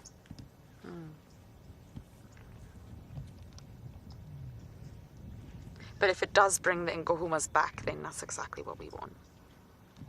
We miss them when they're not around. And the buffaloes are looking in great condition because food is plentiful this summer. And that's a really, really good thing if the Nkuhuma Pride keep eating buffalo. It'll help those little ones get stronger and get rid of that mange quicker. The mange doesn't seem too bad though. It really doesn't. For those little cubs.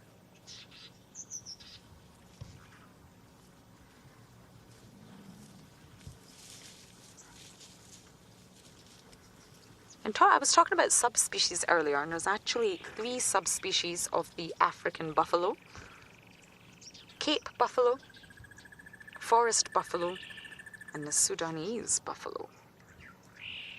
3 different subspecies found in 3 different geographical areas with different physical characteristics due to their geographical distribution.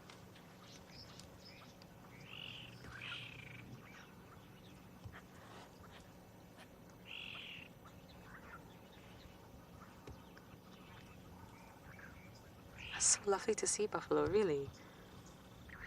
For some reason we haven't been seeing them a lot on Djuma.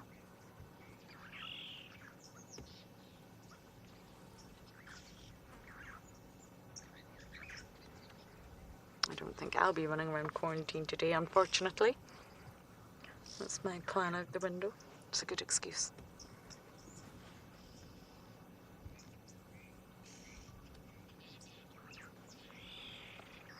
Now the gestation period for a buff is 11 months. It was almost a year. It's a very long time. They also have a high level of maternal investment for the mothers. That's why they really do try to protect their calves in the herd. Try to keep them in the middle so that they're not on the outskirts. They're not exposed to any predators. Oh, what a little flaming grimace there.